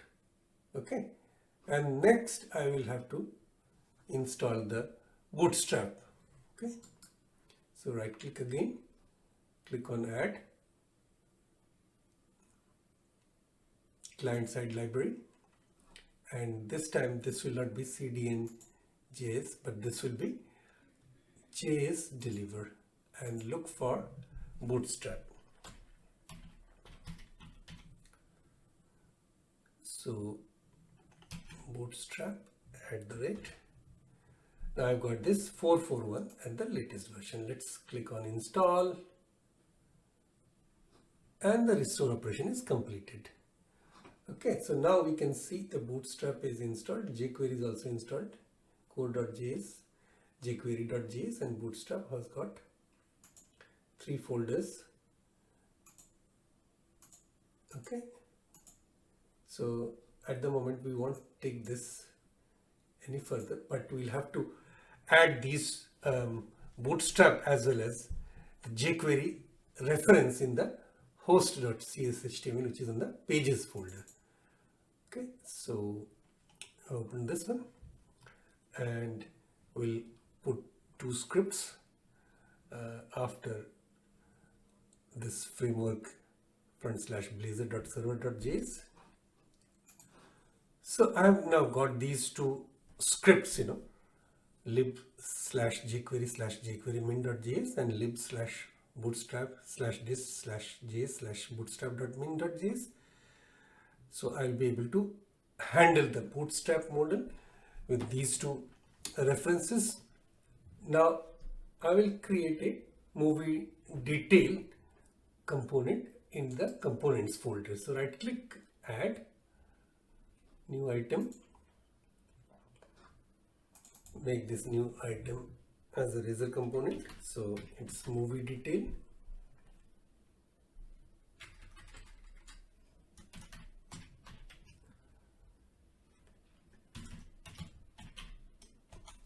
Movie detail.razor. So I'll get rid of this and I'll just add a few stuff on top.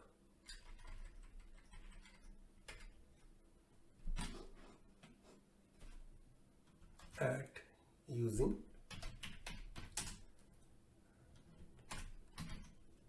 Blazor movie app.data. I have to include a few of these folders, data, services and models, in order to create this modal dialog, which is a child component. So we have already learned about the components and child component that can be placed as a HTML tag within a parent component. Okay, so at using Blazor movie app.services and then at using Blazor movie app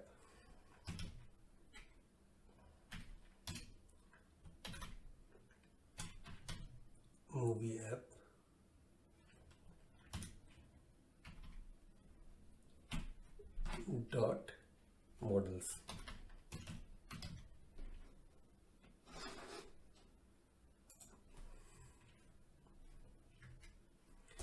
Okay, and then I'll have to inject a instance of the interface iMovieDB service. Just name is service.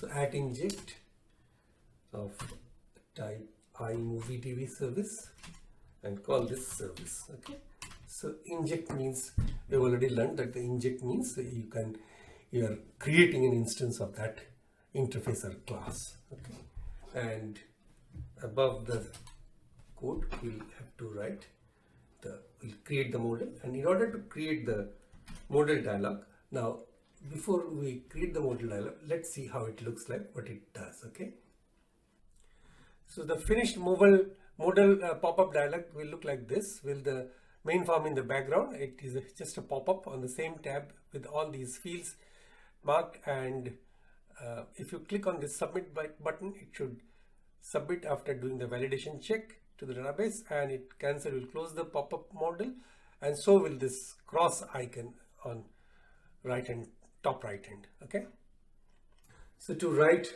a modal dialog, we'll start with the div, and the class will be modal.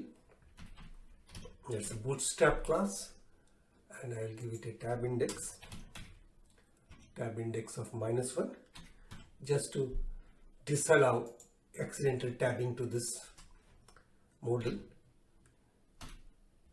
and name this an ID property.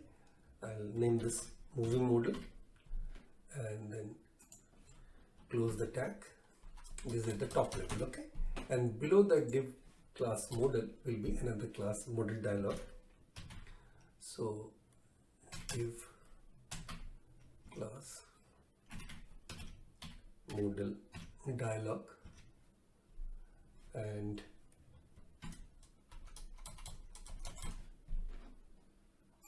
just indent it a bit for readability.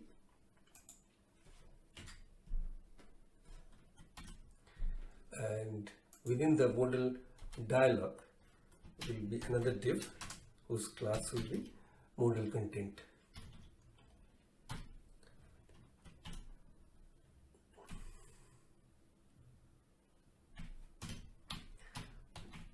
So modal content, and within the modal content I will have modal header and modal body. this case. Okay, I don't need any modal footer. So modal content, below modal content I'll have another div whose class will be modal header, and then there's another child to modal content that will be modal body. So this will be modal body. Right, just indent it a little bit, and within the modal header I'll have an h5 tag. Let's give a h5 tag, h5 header, and class will be modal title, where the title will go modal title, and within the header h5 and end h5 I'll write the title as movie detail. That is the modal title in this case. Okay, and then there goes a button below this header. Button, I'll come back to what this button is for in a bit. Button type button. Class, it will have a class of close. This is the close button. As we showed on the top right, there is a cross mark. So, and there is a data dismiss attribute. Data dismiss equals modal. Data dismiss modal, and close this tag and write and times, which is cross, you can see, and times semicolon. Okay, and end div. Just bring it a little bit up, and within this modal body then I'll have an edit form component. I will call edit form. Okay, so this edit form will have a model which is at movie object. Now I'll have to code for let me complete the C# side first. Okay, at code. So at code block will have first thing as a parameter. So I have talked about parameter earlier. Parameter, while we are talking about data binding and how a child component is rendered within a parent. So prop tab. So this will be a type, will be the movie. It will return movie object, and I'll call this movie object.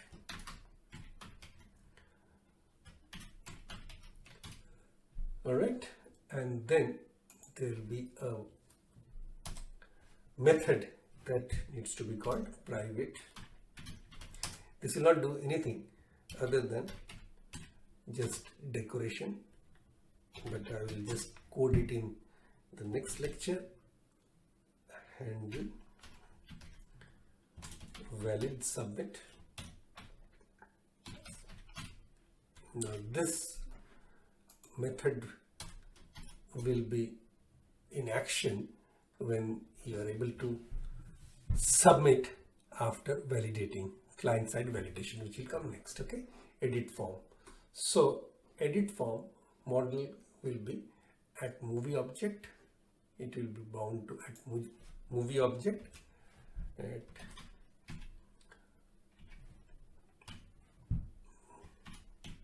movie object, and on valid submit. This is on valid submit. So a callback that will be invoked when the form is submitted. Okay, so on valid submit you will call at handle submit, or just the handle valid submit. So handle valid submit and edit form. All right, now let me build this form. little Control Shift B, and the build succeeded. Now I'll have to build that form. So for that I'll have a div whose class is form group,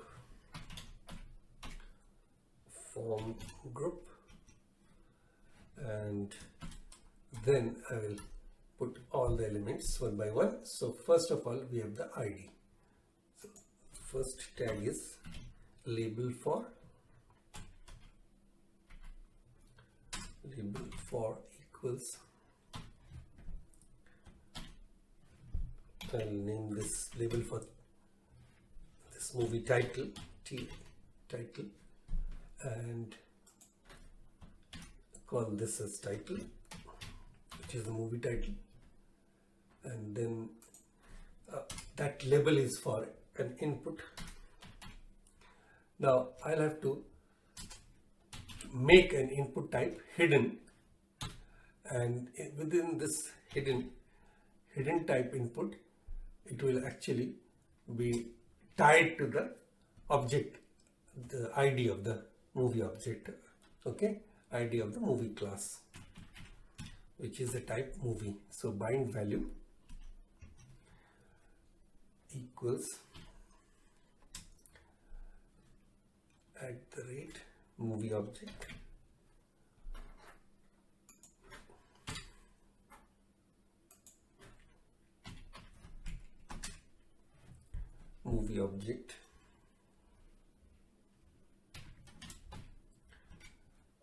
dot, you can see the IntelliSense ID. Okay,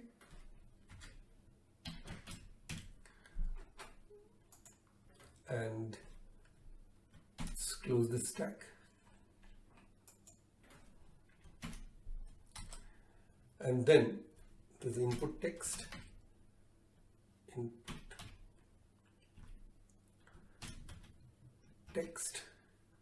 there's also a component, built-in component ID. I'll give this ID as title, and class is form control,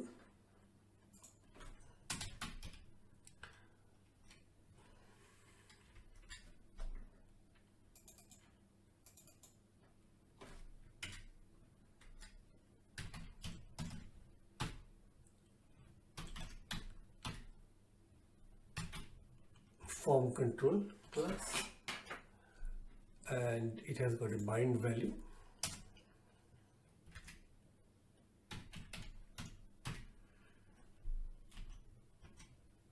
Bind value is, it is bound to movie object dot title. Okay, at movie object dot title. Right, close this input text tag. Okay, now end div, I'm happy to close this as a single self-closing tag and get rid of this. And then, to save a lot of time for the sake of brevity, I'll just copy it over and paste it.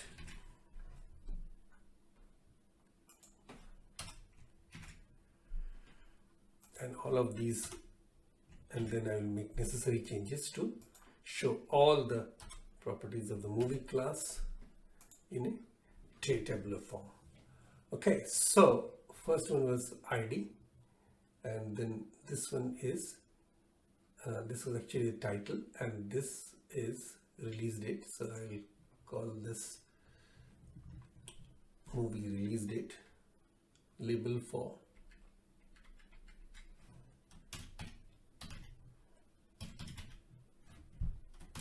release date, and this is release date.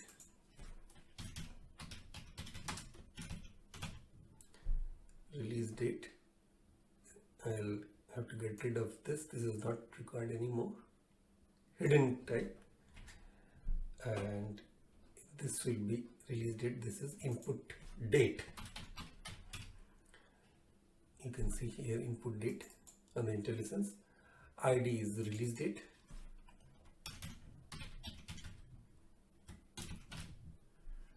and bind value you can understand movie object dot release date.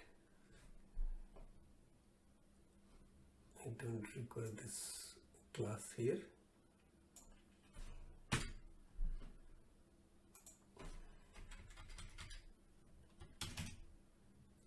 Release date.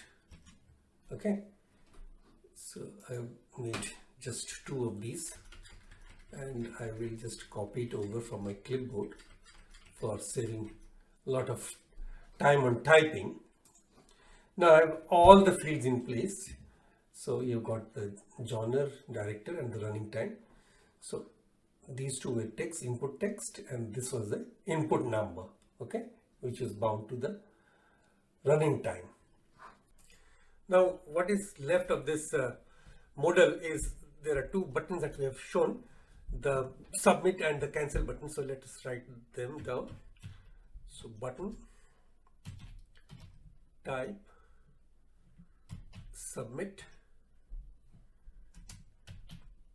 class equals button primary. So btn, you can see primary, and that's it.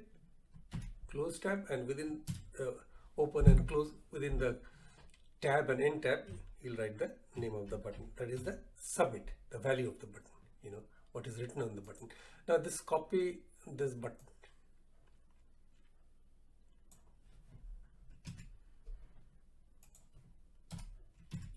okay, and change this type as just button, and class being btn secondary, and make this cancel. And another thing, before completing this, you need to make a data dismiss attribute as modal, data dismiss as modal. All right, that's all. So that's all complete. Right, now all I have to do is come to the movies class, movies component, and place it here. So a little bit of change is required over here. So within the code block, this private list of movie, that will stay, and protected override async task on initialized async. When the first time it is initialized, the component, it will call the get movies, which we have seen in action. Okay. Next, I have to initialize the movie object. So of type movie, and we'll call this movie object, and initialize it here, new movie, create an instance of movie type, so that's movie object, and then I'll write another method, that is a private method that returns void null. So private void, and name this load movie modal with current date.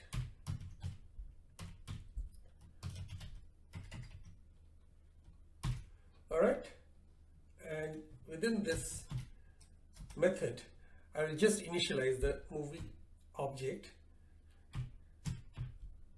reinitialize the movie object for the release date field with the current date and time. Date time dot now. All right. So the last couple of things rather that are required is to hook up an on-click event handler. So @onClick is assigned a lambda expression, and that calls this load movie modal with current date. So I'll call this here. So lambda expression, lambda operator, So I will call this load. You can see here on the IntelliSense, load movie modal with current date. All right. And there will be a pair of empty circular braces after this. And lastly, I'll have to call this movie detail child component over here below this div.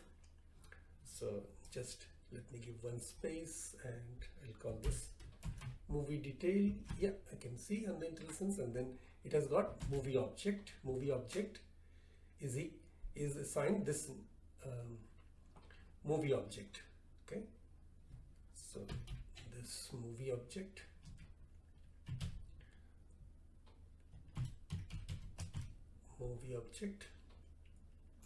first let me close this so everything will be fine.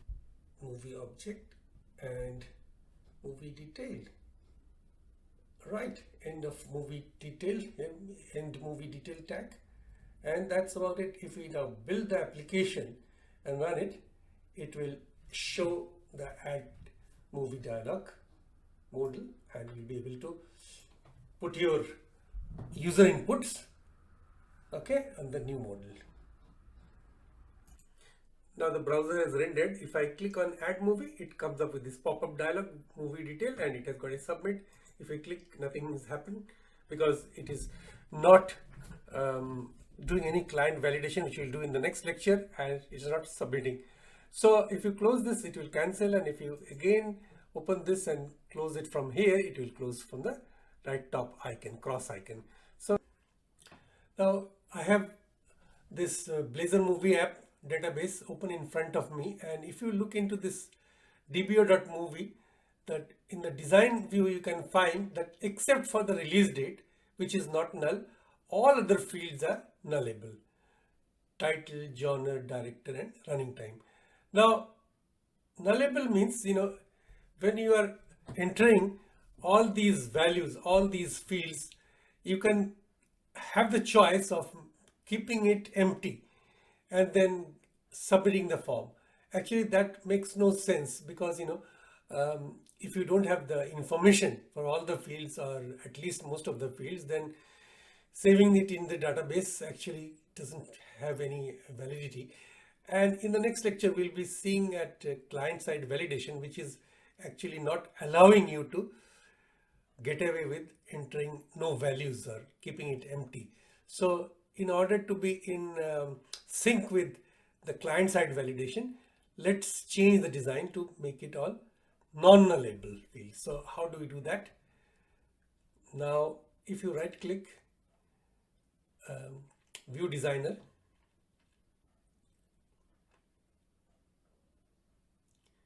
it's loading the design surface. Okay, now you can see that you have got allow nulls ticked. So I will get rid of this, untick this checkbox, and then update the database. You can see that the script is already created for you. All of these fields are now non-null, and you'll click this button to update, preparing the update script. Now click on update the database. Okay. So now the update is complete. So you have got all values of this movies table as non-null. Data annotations in the model to validate the user input, for which the system.component model.data annotations I have brought in, which is an essential library using statement. So on this movie model, I have to put the data annotation. So I've already got this key attribute because this is the primary key. So that's fine. That will automatically take care of validation because it's a required field. It's non-nullable field anyway, and it is auto-generated with seed and increment. Okay, and then we'll start with the title. So in the title, I have got this required attribute. So required, and see, it allows empty strings and equals bool and error message. So I will start with the error message. So error message equals within double quotes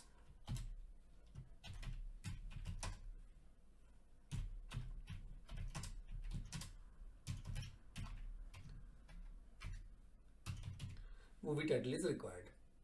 Okay, and then another thing for the data annotations, the validation I can do is I can restrict the string length to be up to within 25 characters. So for that, the attribute is string length, and within a pair of circular braces. So you can see here string length attribute int maximum length, properties error message equals string, error message resource name equals string. So maximum length is 20, 25. Let's give 25 as the maximum length of the string, and with an error message equals within double quotes is string. So please keep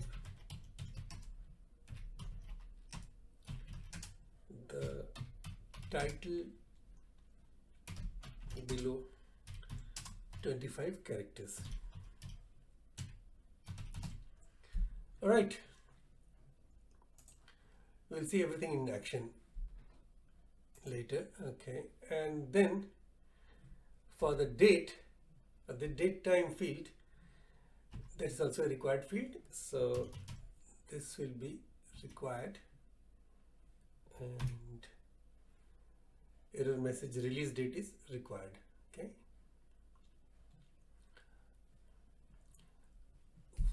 let's choose not to put any validation in the release date, because you have seen that this is input type is input date. It automatically disallows any null, so it has to be written anyway, it has to be set. So I am just getting rid of any validation for the date time release date, and then we can try with this genre director and running time. So for the genre, I've got this again, this required field, so I'll copy it from here.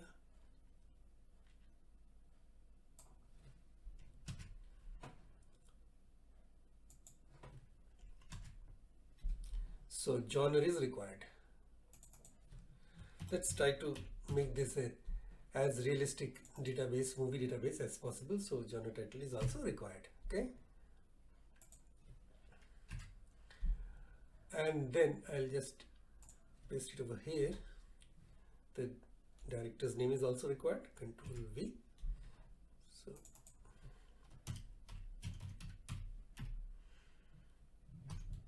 director's name, or director means director's name is required. Okay,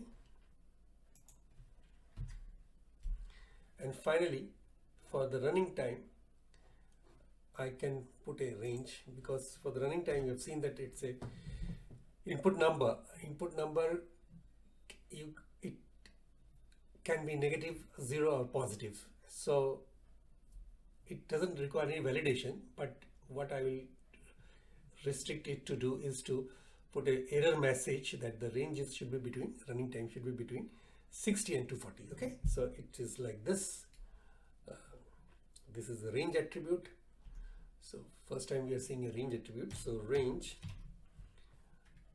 that's capital R, range with a capital R, and within a pair of brackets, circular brackets, 60 is the lower limit and 240 is the maximum limit, and then comma, and then error message. Error message, and what is the error message? Here it will be like this, value for placeholder. A few placeholders I will explain in a bit. Value for 0.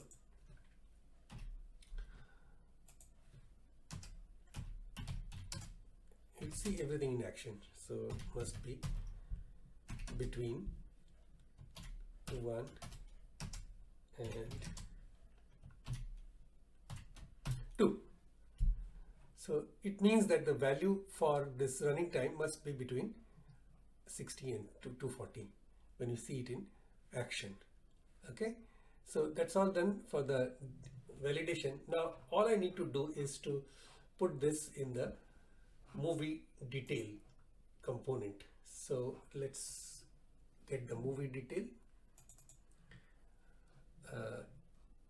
In the edit form, before it closes the edit form tag, what we are going to do is I'll put a data annotation validator, data annotations validator, and just make it a self-closing tag, which looks, takes less space and looks neater, and a validation summary. Now validation summary will actually summarize all the validation at one place at the end, but we can change it to be slightly different validation message for each of the individual fields, which we'll also see. So validation summary, and let's see in action by running the application.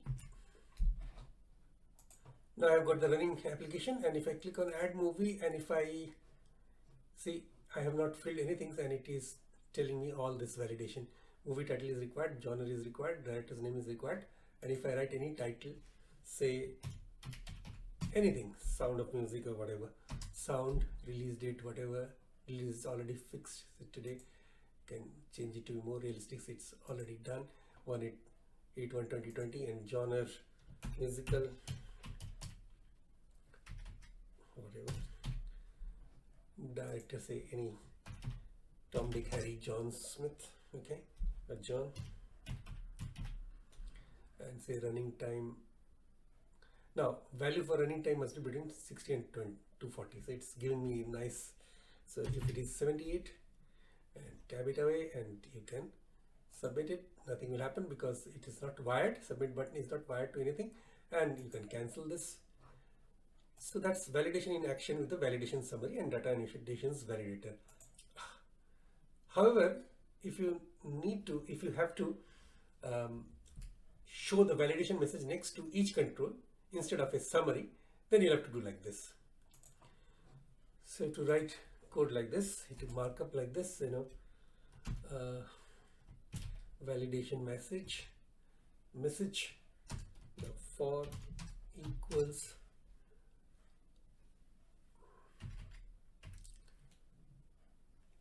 @ pair of brackets, and within this bracket there is a lambda expression that's looking something like this, movie object, and this is for the title, movie object dot title. So title, and then close this validation message. Okay, and similar thing for all the other input tags. So just copy nicely from here, and for the input date it will just copy and then change and make this movie object dot release for the release date, yeah, and then for the genre movie object dot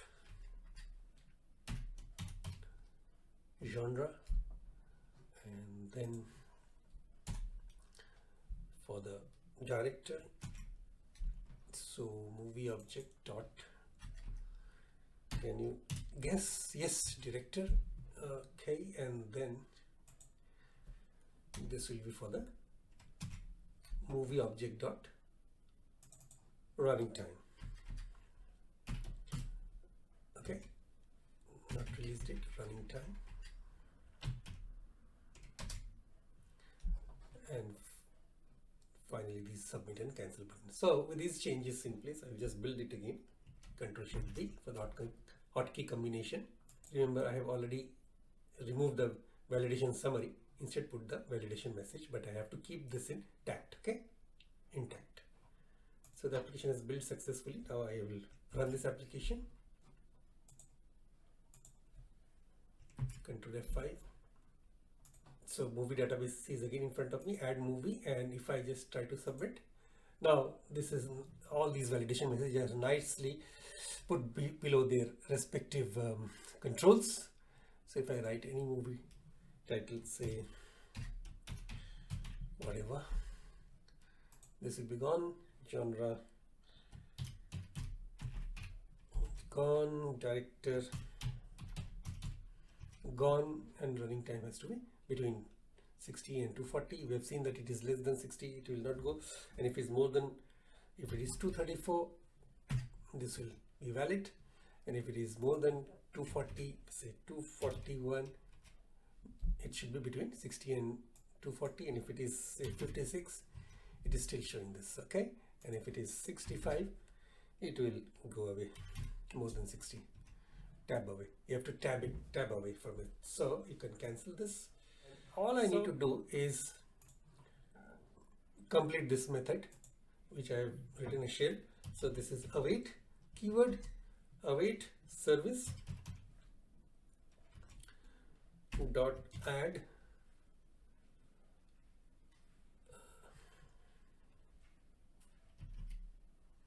service dot add movie, and then I will pass the movie object. So that should do the trick. Let's run the application again. Control F5. Now application is in front of me, so movies and then add movie. Let's write some title, some quick input of data, action, theme, whatever. These are fictitious. This is now not researched. So give it a date, say January, or 2020, even before that 2019, sometime June, 12th June. Okay, genre action, director again some John, and then running time say 78 minutes. Okay, and then if I click submit, if I tap away, so it's all validated. Say click submit, let's see what happens, and then cancel. We'll see the database now if it's saved. So I've got this database and table. Right click tbo.movies, view data, and you can see the action theme that we have made, genre action and director some John. So we have been able to successfully save the data to the database. So that was our aim in the learning outcome we set out to do.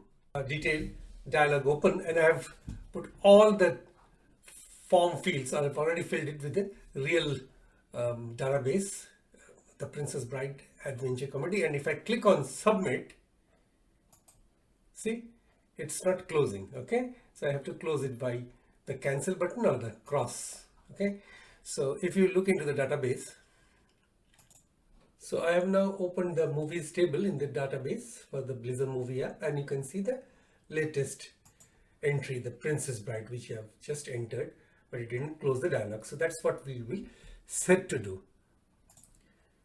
Now what this JavaScript interop is, actually we can call the JavaScript code or JavaScript function from the .NET code to close the dialog. So JavaScript function, to do that we use the IJS runtime abstraction. So first we'll create a JavaScript method to close the Bootstrap dialog by getting the ID of the dialog, and second is to inject the IJS runtime, and lastly use the injected object to issue JavaScript interop calls.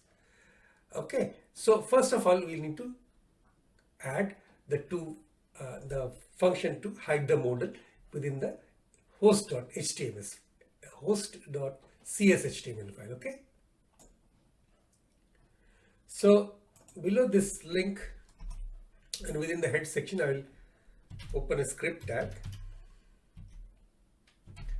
and within the open and close script tag I'll have to write a function to hide the modal. So that function is function, okay,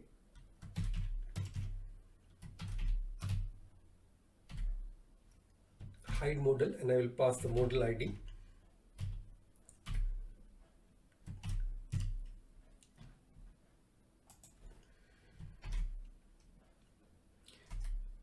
And this jQuery, this is basically jQuery.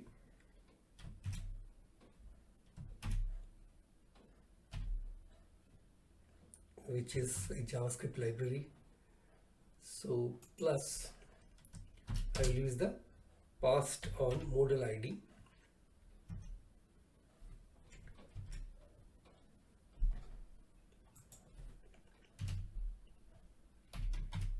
Modal ID dot call the modal function and pass the hide. Okay.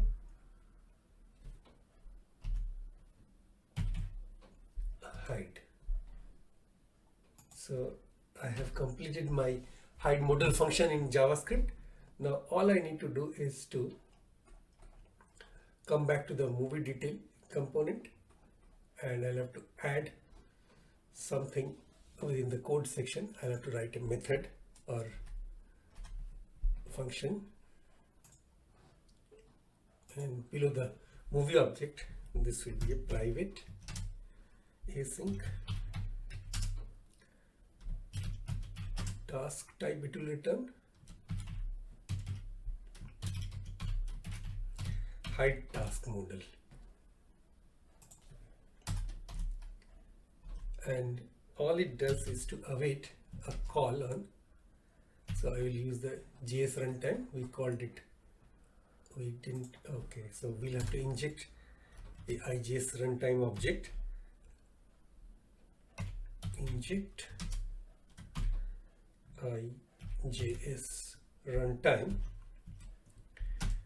So JS runtime, let's call this object JS runtime, injected object JS runtime, and I will use this JS runtime, await JS runtime dot invoke async. Okay, so asynchronously invoke on an object t value. T value is here object, is a JavaScript object, and here it takes two arguments, a string identifier and an array of object. Okay, so string identifier is hide modal, because that's the JavaScript or jQuery function that I wrote. You can check with the host.cshtml. So hide modal. Okay, coming back here, and then in the array of object, what I will pass is the movie modal. Copy the identifier of this modal.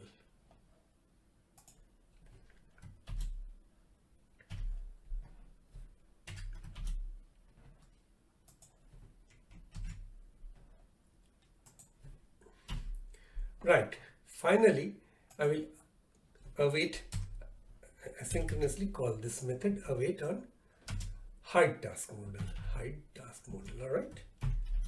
That's it. Now, if I run this application and enter a data, I should be able to close it.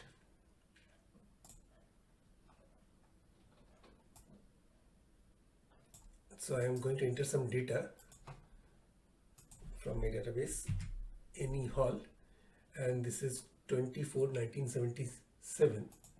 So 20th of 4th month and 1977. The data I collected from the Wikipedia and other sources. Okay, and this genre is romantic comedy. So romantic comedy, and the director being Woody Allen. If you have heard his name,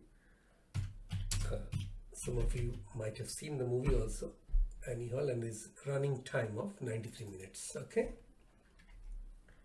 so 93 minutes, and if you click on submit, it closed the data, and if you refresh, that will be in the database.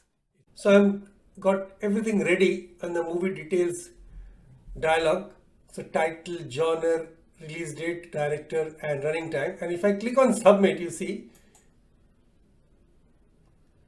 that the modal dialog closes, but unless we refresh the browser, nothing is shown on this grid. Okay, so now this is shown after refreshing. So we'll, make this event callback concept come into play. All right, so let's switch over to Visual Studio. So in this movie detail, the child component, now what I have to do is that let me come to the code section and I'll have to add an event callback parameter. Okay, so this is another parameter.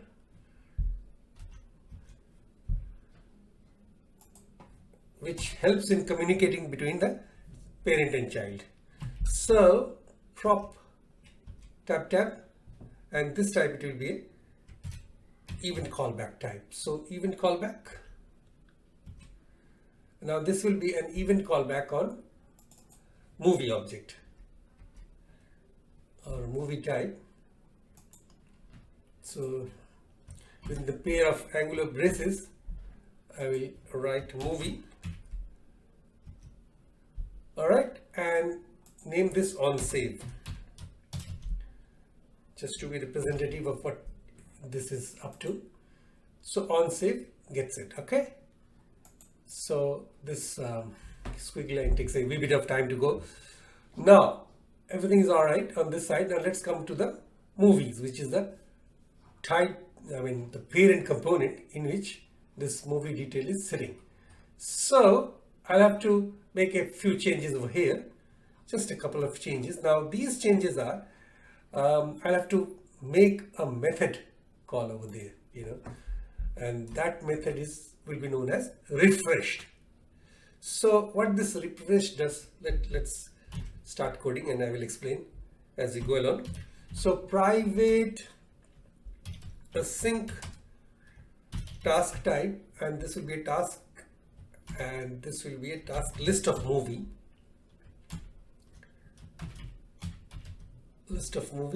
class, and I'll call this refreshed.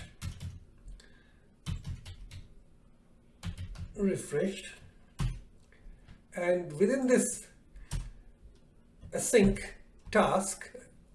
method, all I have to do is to make this movies, initialize private list of movie, which was already there, is movies. So I'll have to assign this movies object. So initialize this as await on, I'll call this, take the service instance dot get movies. That's it. So service dot get movies, and then return this movies. Return this object, return movies. And then coming back to here, this will be now on save is also exposed. That is the event callback that we declared over here, right? This is the event callback. So with this event callback, this will be actually calling the refreshed method.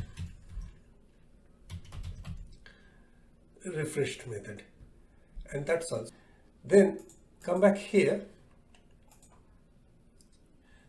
Now one last thing that is remained here is I'll have to call this on save method so that it can communicate. So await, now this event callback on save. Now there is a invoke async method. Okay, so, and I'll pass a movie object and then I'll come back to it, what it does. So it invokes the delegate associated with this binding and dispatches an event notification to the appropriate component. That is the key thing, Now this invoke async invokes on save delegate and dispatches an event notification to the parent component, which is movies.razor, and passing the movie object asynchronously. Now coming back to the parent component, which is movies.razor, it contains the child component. This contains the child component, which we earlier know.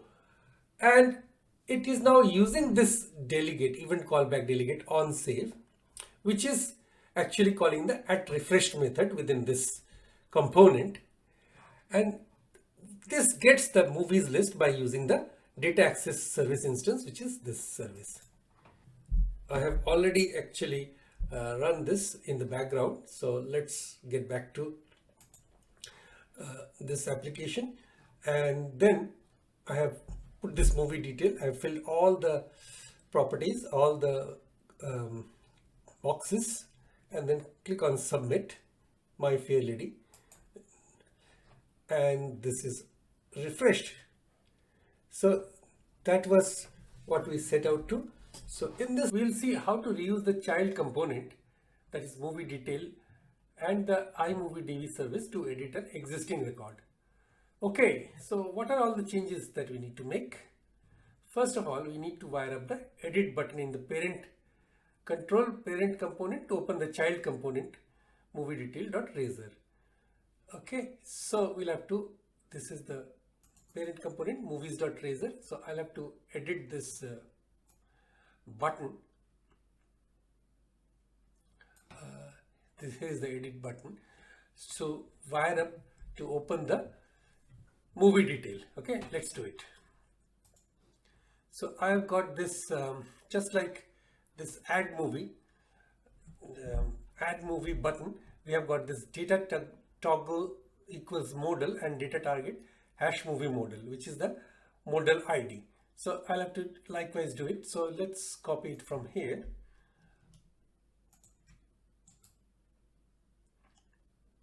and paste it over here. That's the edit button. All right.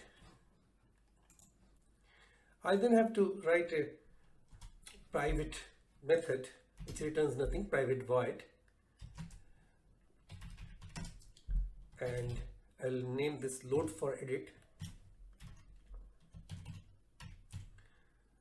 and pass it a movie object. So movie object named movie, and all this movie object, the pass movie object will actually initialize the movie object that I have declared. So movie object, this object is initialized with the passed in argument. So this is equal to movie. Now next I have to hook up an on-click event, wire up an on-click event handler, so that on clicking of this edit button it will call the load for edit, which will actually pass the movie object. So at on click, how do I write the on click handler? At on click equals, so within double quotes I will write an expression, a lambda expression, and then close bracket. So it points to this object, load for edit method. Okay, and there it has to be passing an object which is of, can you think what I should pass? And if you see that it expects a movie object, okay, and this movie object will come from here, this movie. Okay, so pass this movie object. So we are done from the parent component. Now coming back to the child component movie detail, all I have to now do is this handle valid submit. When this method is triggered, this method is triggered on valid submit. So a callback that will be invoked when the form is submitted. So when the form is submitted, we have seen previously that this handle valid submit is called. Now I have to suitably modify so that now see, the concept here is, the idea here is, I am going to use the same edit modal as we have used for the insert or add a new movie. So in order for that to be handled by the same modal that we have built, I'll have to make a decision statement. And what this decision statement is, this is with the movie object.id. So I'll use this movie object and call the ID property. So if the ID property is 0, then it will be an add movie call, and if it is anything other than 0, in case of an update, then it will call the edit movie method from the service. object. Okay, so let's do it in action. So if movie object dot id equals 0, I'll first write the shell, else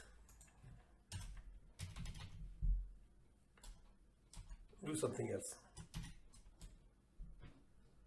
So and fill in these gaps. So what this will do, because it is an async call, so it will be awaited, and I will call this service instance service dot add movie and pass on this movie object. This is expecting a movie object. So movie object, which I have initialized, movie object. All right. So else, if it is anything other than 0, then it will be awaiting on something else. That will be, and just in a second you will get it very clear, edit movie. So we have written edit movie method on this service class, which is of type iMovieDB service. All right, and you repart the same movie object, okay, there itself. And this, I'll get rid of this because I have already added this in this top branch when the movie ID is 0. And then these two lines will remain intact because this one will hide the task modal, and this line will invoke async. It will call the onSave event callbacks, invoke async method, and pass on the movie object. Now, before we run the application, I would like to point out one thing, and here I have to reinitialize this movie object with a new movie, because this private method is responsible for loading the modal pop-up, which is common to add task and the edit. So this is going to actually refresh and bring a movie object on the modal pop-up, which is actually an empty form. All right, so if we don't write this line, so see what happens. Let's see, let's run the application.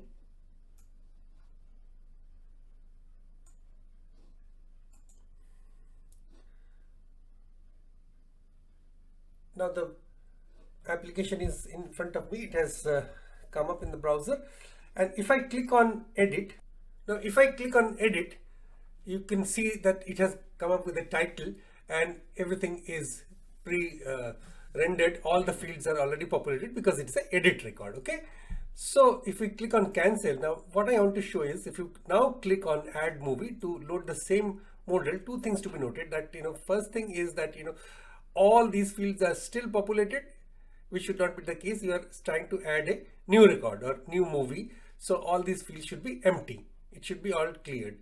And the second thing is that it still comes up with this title, movie details. So there is nothing to distinguish but that this is an add operation or an edit operation. So one of the things that we'll do in this lecture is that we'll again uncomment that particular line, which is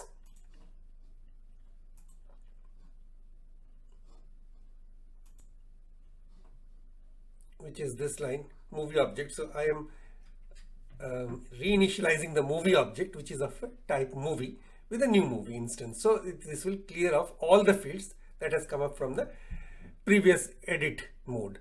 Okay, and another thing that I just told you is that we will take care of the runtime changing of, or the dynamic changing of the title, so to indicate clearly whether it is a add operation or an edit operation, and that will come in the next lecture.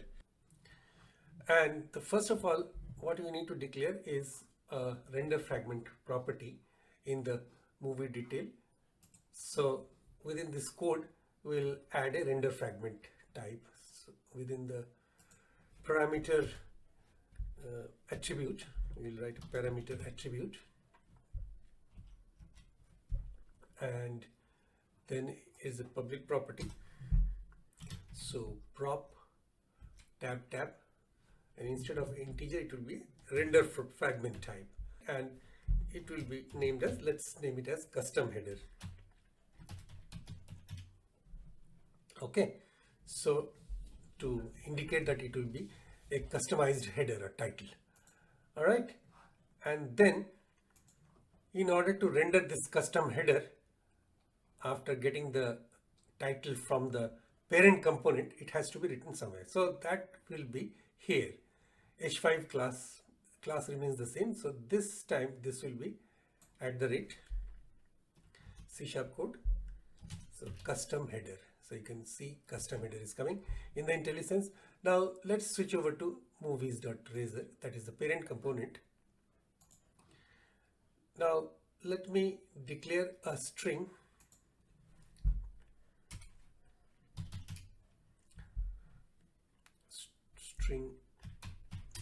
and call this custom title. So this will be representing a customized title. So custom title, and initialize this as an empty string, So string.empty, and then in these two methods, load movie modal with current date. So remember when we called the modal to add a movie, then this was triggered. Okay, so and we set the release date to the current date time. So here I will initialize first time this string custom title with a value of, say, add new movie,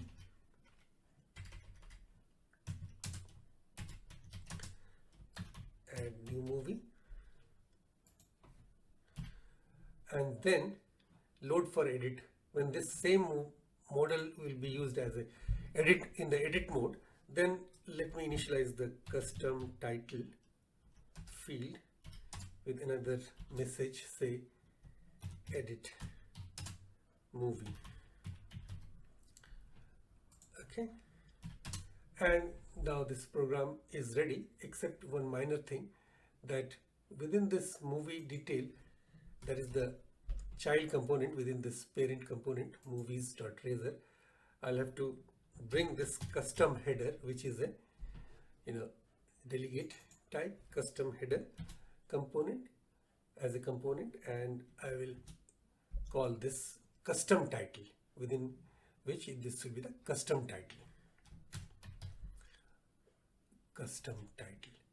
Now let's run this application. Control F5. So you have got add new movie dialog. So cancel it, and you have got, if you click on the edit button, it will be edit movie. So there is a subtle change in title. Now one thing we need to remember here is we cannot reuse the child component that we have already created, because that there will be a difference in code. So it is not reusable for confirm delete. So we have to make a fresh child component for confirm delete, but we can still use the JavaScript interop. That means we can still close the modal after having deleted the record. So first of all, we have to wire up the delete button with some event, and that event will set the selected task object and pass the information to the child component. So upon confirmation from the child component for delete, we need to delete the record and refresh the task list. So let's get back to action. So what I will do is I'll right click components and add a new component. So new item, and call this razor component as confirm delete.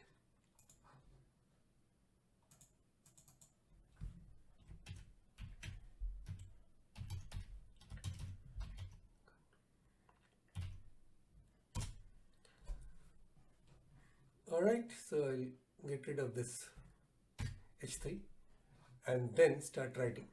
It's pretty much the similar type of code that we have written for movie detail. So it will be a div with a class modal,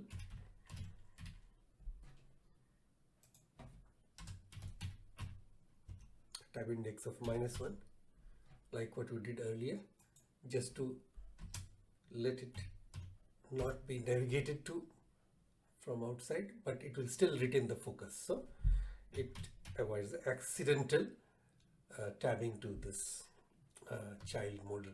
So I will call this confirm delete modal. So ID is done. Now next we have another div. In this case, class is Modal Dialog. So Modal Dialog, and within Modal Dialog we'll have another div with a class Modal Content. Modal Content, and within this Modal Content we'll have Modal Header first. Let me indent it a little bit. So another div with a class of Modal Header.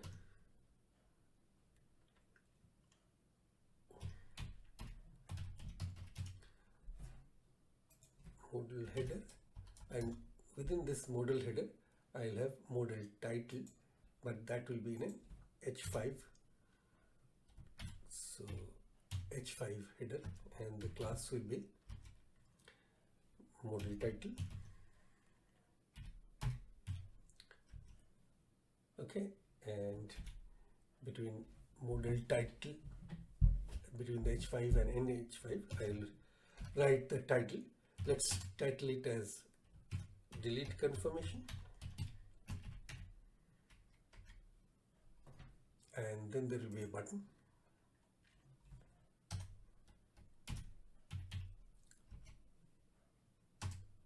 Type equals button, and this will be a close button. Class is close. Alright, and like we did earlier for the other modal, data dismiss attribute will be modal,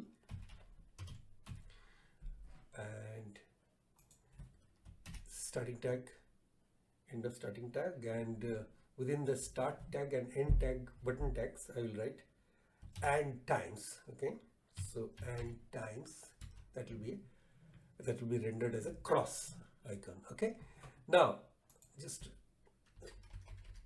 indent it a little bit to make it clean, and then within the modal content is another child div which is having a class of modal body.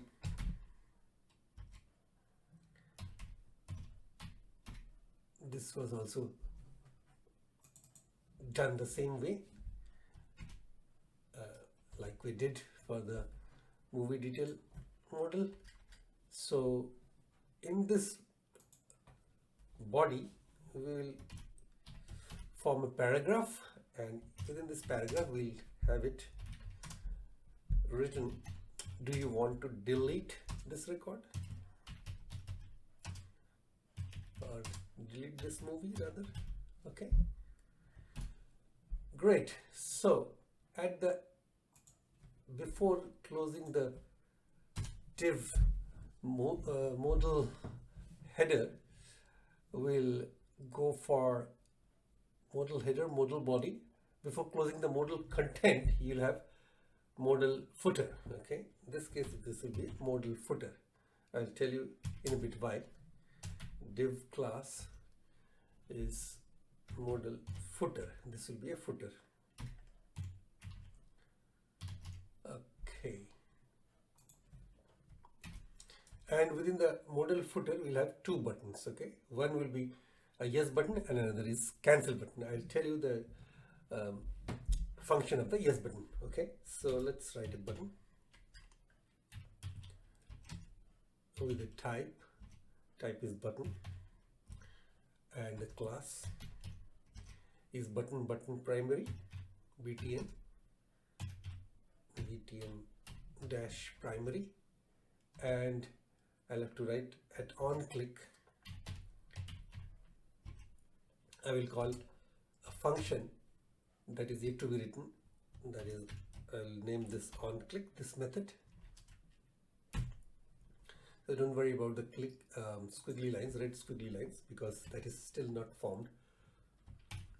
Yes. So I will copy this button over and paste it and then change. So this will be a button secondary class, and on, you don't need any on click, this is just a close button. So this will have a data dismiss attribute, data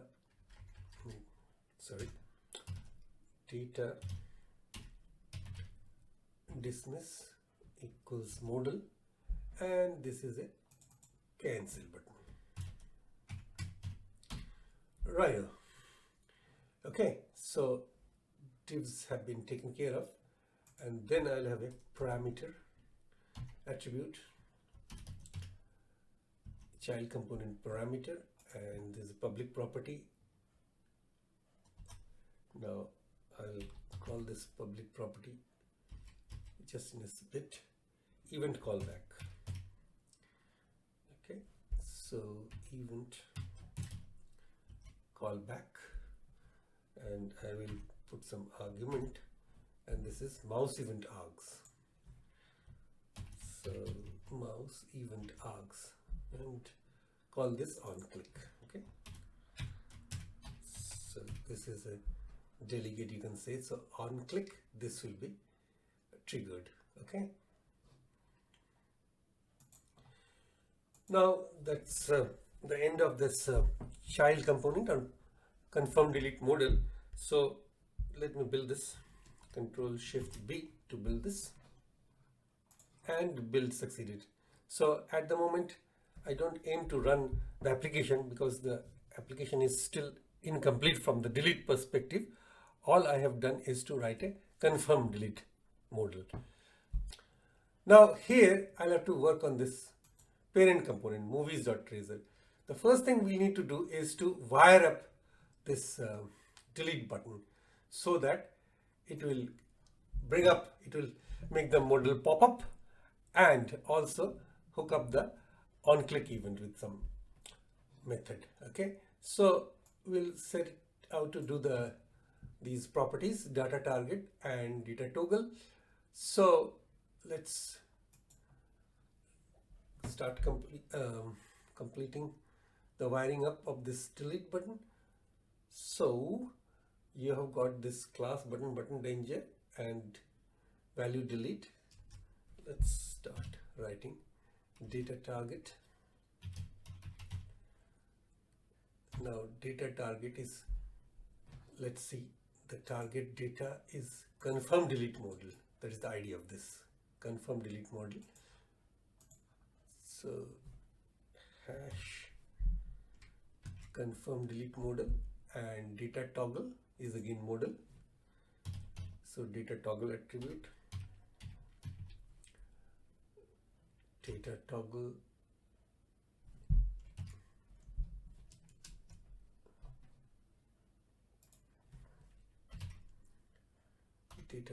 is modal. It's automatically suggesting to you, so you accept that, and then add on click for an event which I have not written. So I'll just make a shell of it just for a reminder that we need to fill it. Okay, so on click equals, I'll just make it double quotes and keep it empty for the time. Okay, and later on we'll fill it up once we have written that method. So now we'll have to write a method which I call prepare for delete, and we'll start writing from the last line of the code. So here, this is a private method which returns null void, and I'll call this prepare for delete because it will be preparing for the delete operation final, deleting it from the database. And I will pass a movie object call this movie, and curly braces, pair of curly braces, and all this one will do is to set this movie object to the passed in movie. Movie object is assigned the argument value, okay, passed in argument value, that is movie. Right, and once this is done, then there is a final delete movie method, which will be a async method, and this will actually, it will access the service instance and call the delete movies method, pass in the movie ID, and then it will invoke a JavaScript interop and hide the modal again, okay, and then it will refresh with the latest movies from the database. So 3 or 4 things it will do. Let's see. So below this last method that we have written, so again private, and this time this is an async method, async of task, and then this is a list of movie, okay. Why? Because this is a list of movie, for the simple reason. So this will be a task, just a task, it will return a task. So async task, and I'll call this delete movie, delete movie. All right, so let us do step by step. So I will initialize a movie variable, var movie. So it will get the type at compile time with the var keyword. So I'll call this service instance, await service dot, and then you can see delete movie. And what is the argument? That is ID. It is accepting an ID. So this will be passed from the movie object,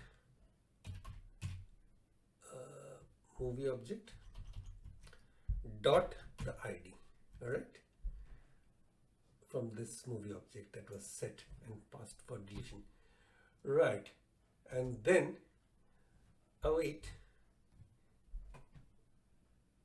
Why it is, there is no argument given that. Okay, that's fine. That is foolish.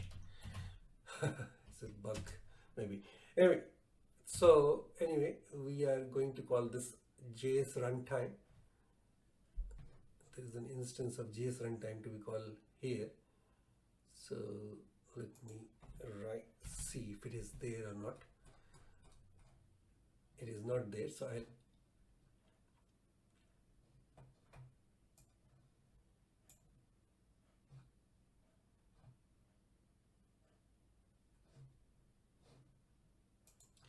so now let us inject an instance of IJS runtime. So at inject, because that is required, and it was not there already, IJS runtime, and call this JS runtime, okay, in JavaScript interrupt like we did for the earlier case, okay. Now here I will call this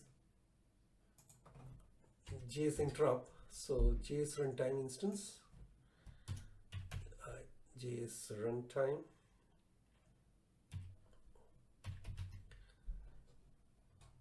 so let me just check JS runtime, put copy from here, better, just so that we can avoid any typing mistake, avoid, okay. So JS runtime dot invoke async, okay. So invoke async method, and this will operate on the object type, and then within a pair of braces, what this is expecting, this is expecting a string and an object array, okay, string identifier. So what is the identifier? that is the hide modal. That was the function that we wrote in the earlier lecture for jQuery. That was in host.cshtml, if you want to recall it. Just here it is. So hide modal, that's again required, being called here. And then pass the confirm delete modal here. Confirm delete modal, which is the dialog that we have just created in the previous lecture. Okay, and then in the third line, movies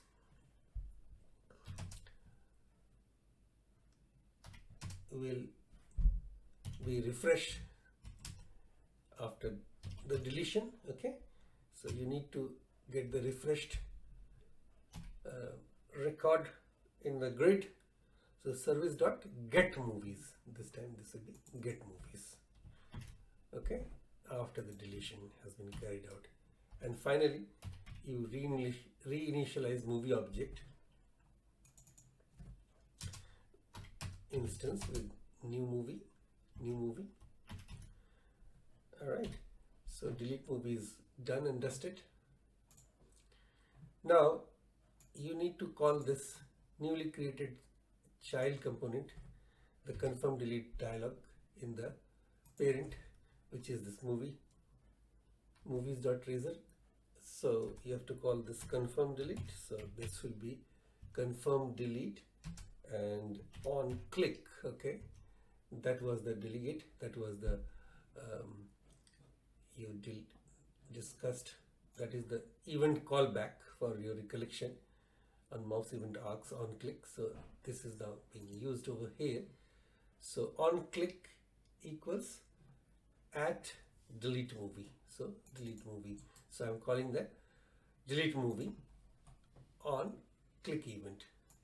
All right, at delete movie, and then close this tag. So everything will be okay, right? And it's ready to function. Let's run this application and see for ourselves. Now, before running the application, one last thing that remained was to fill it up. At onClick event, you need to call this method prepare for delete and pass in the movie object. So now if you run this application, it should build and work. So I have built and run the application. So now it is in front of you, and if you click on delete, it is asking for confirmation. Do you want to delete this movie? Yes, cancel. So if you click yes, this is deleted. All right, delete this, deleted. So we have achieved what we set out to do. So we have actually been able to complete our CRUD operation, and we have done the delete as well. Okay. In the movie app so far, we have not used authentication except initially to show the counter to logged in users, which is a simple example of authenticated users being able to view a part of the web app. Now we have configured our Blazor server app with the individual user accounts type authentication, which enables logging in of registered users.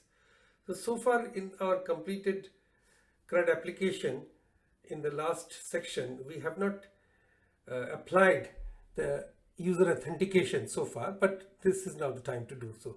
So when a user is logged in after registering, we say that she is an authenticated user for the app.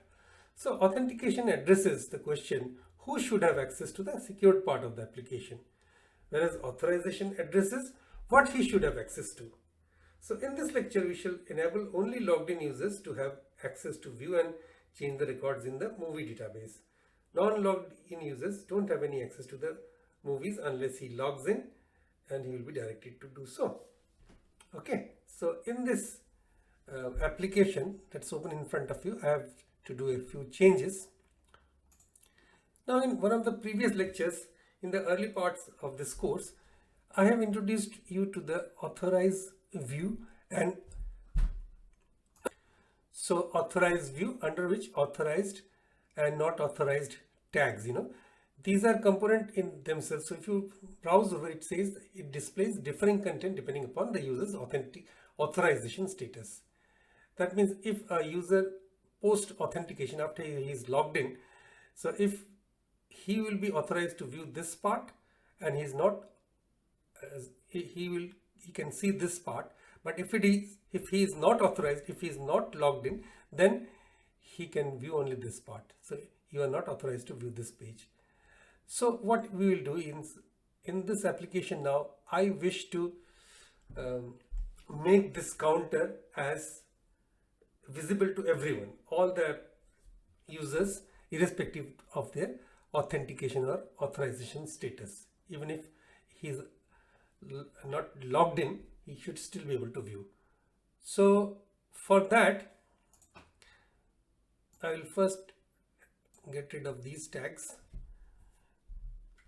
and then these corresponding authorized and non-authorized tag, because now we have got some more essential things to be hidden or shown to the logged in users. So that is the movie database. All right, so this part is now over. Now next thing is, also I will get rid of this message you are not authorized, because it doesn't require him to get authorization to view the counter. Now we will come to the essential parts, that is the nav menu. Now in this nav menu we will similarly create the authorized view and authorized and not authorized sections. So this is how it is going to be done. So under this div class, just below this div class,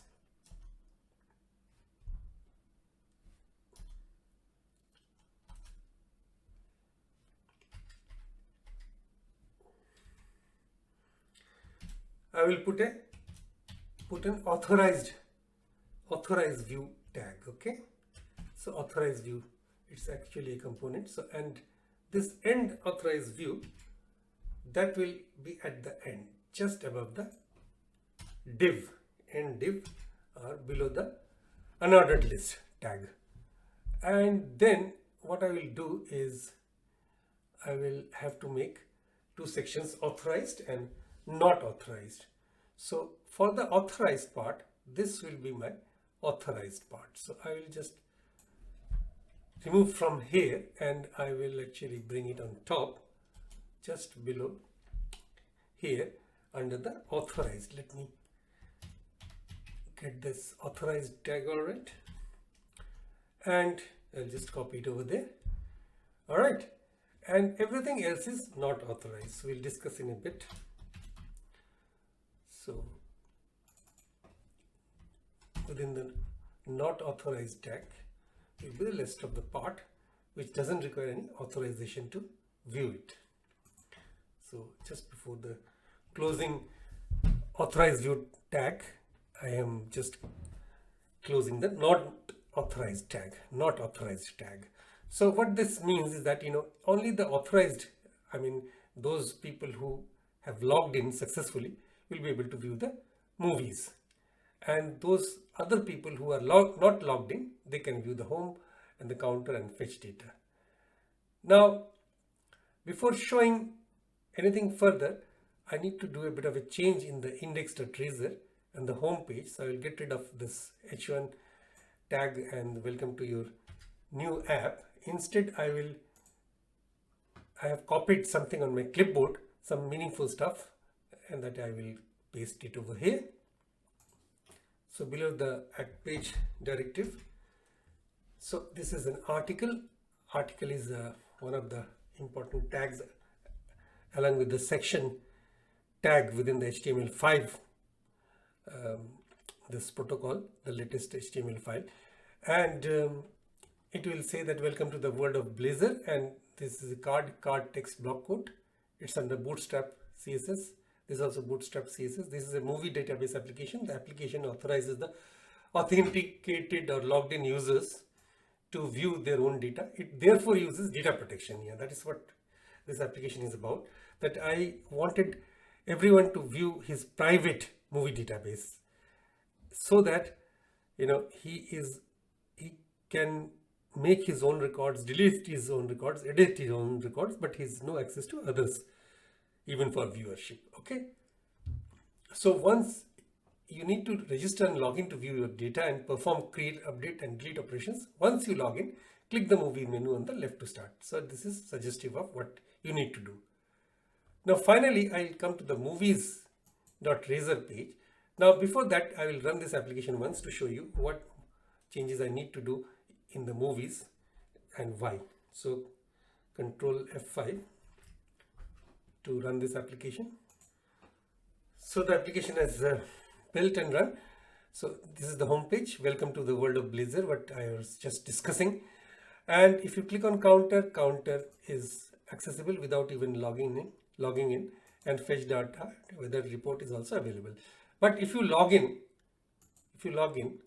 so I have created a login. Remember, with the seeding of the database, I have created some user and some admin roles which are not used in this application so far. If I log in, it remembers my password. If you click on remember me, that will help. Now, this movies is available. Now, if you click on movies, you can add, edit, delete, but this is after you have been authenticated. Okay. But still this application is incomplete, because in the next lectures, I'm going to show you how you can create your own user profile data, so that, if I'm user 1 and you are user 2, so I have created my own data, and I shall only access if I log myself out, and if you log yourself with your credentials, you will not be able to view my data, and you'll be able to view only your data and do the CRUD operation on your data. So that is the data protection that will come into action. But one more thing to be told, that supposing you just take care of this, just have a look at this URL. So localhost port number /movies. If you log out, okay, you cannot see the movies. However, if someone is clever enough to hack into the movies, if you just write the URL on your own, so you can still access the database, which is to be avoided.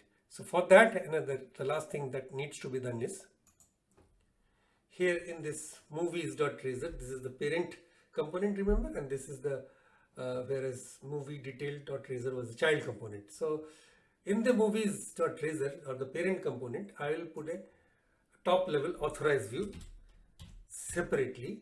So authorized view over here,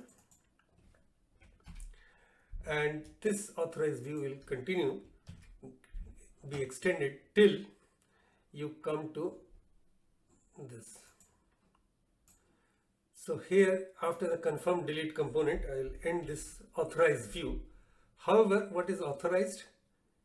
So my authorized section will be, this is authorized, the entire of this part where I would like the users, the logged in users, to view their details.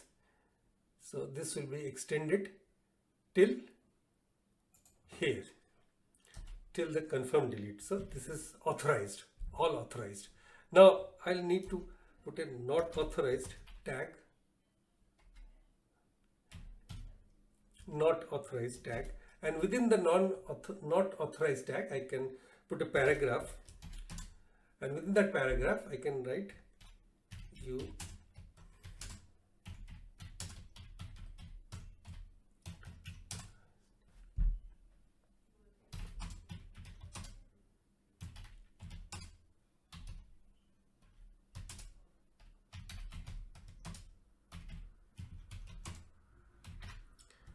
So you are not authorized to view this page unless logged in.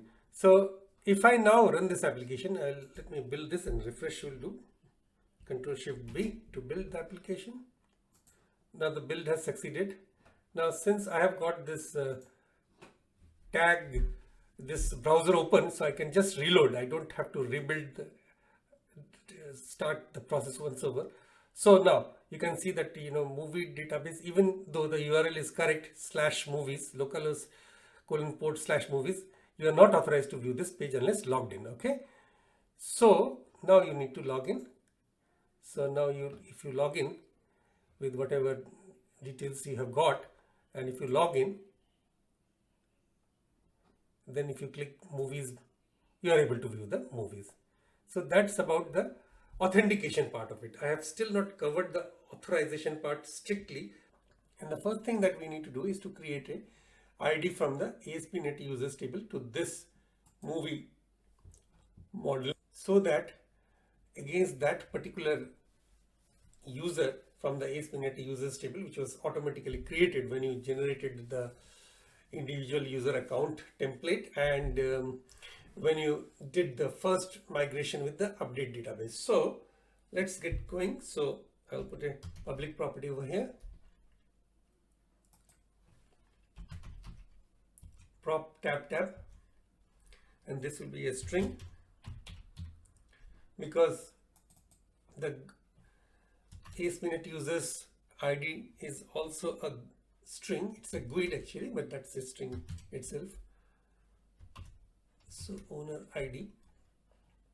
Now after having added this owner ID, so add dash or hyphen migration,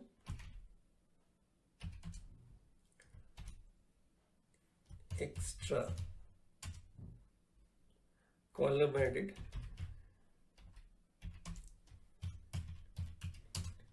in movies. Okay, and then click on enter. So you can see that, in the extra column added in movies, this is the name of the migration. It derives from migration, and it has got an up method and a down method. So down method is for reverting any migration, and up method is for forward going. So now if I update the database, should be able to see the extra column. So update database. So update database succeeded. Now if I right click on the movies table and refresh, and then look at the columns, I can see the owner ID is there. Okay, so that is the first part over. Then we'll systematically edit first the movie detail, that is the child component, and then a few other steps which we'll cross the bridge when it comes. Okay, so first of all, let me close this unnecessary files. Now first thing is that I will need to open the components and movie details. Okay, so in this movie detail I have to add a few using statements. So I have to put a using statement below this Blazor movie app.models, and which will be just bringing if another library using Microsoft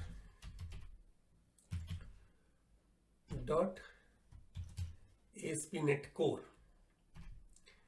ASP.NET Core. For some reason this IntelliSense is not working, but don't worry, I know it. Identity. Using Microsoft.ASP.NET Core.identity, and below the inject IJS runtime, I have to inject a couple of more classes or types. So this will be @inject.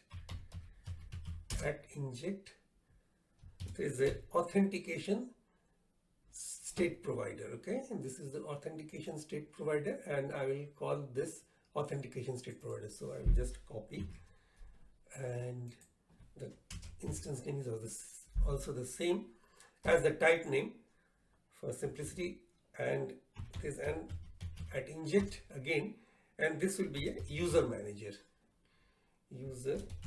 So user manager of generic type, and what is the generic type here? That is the identity user. So identity user, and I'll call this user manager.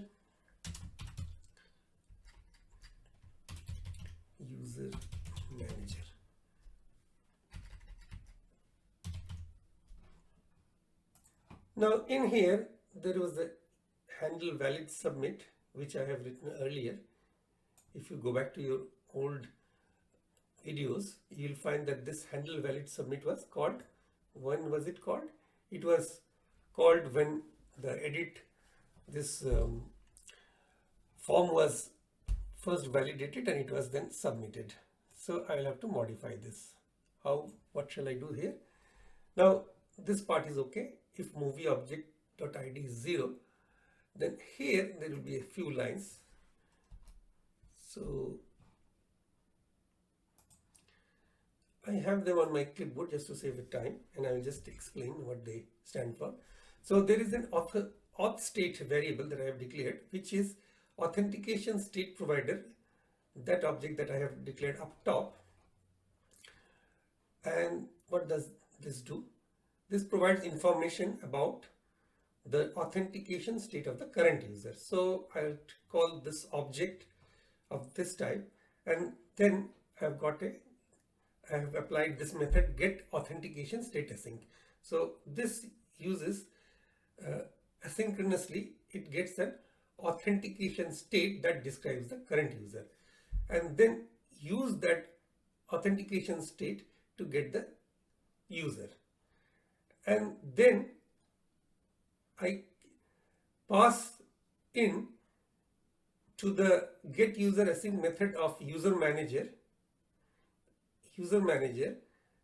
and pass in user object that I have created to get the current user, details of the current user, and then I get the current user ID with the current user.id. Okay, so if you look at this, there are quite a few properties. So this is the ID property, and this is actually which type? This is just a string, and this is the identity user. So if you look into these things in the types that they are representing, so if you look into this authentication state provider, and then so when I right click to peep to the definition, you can see what this method shows.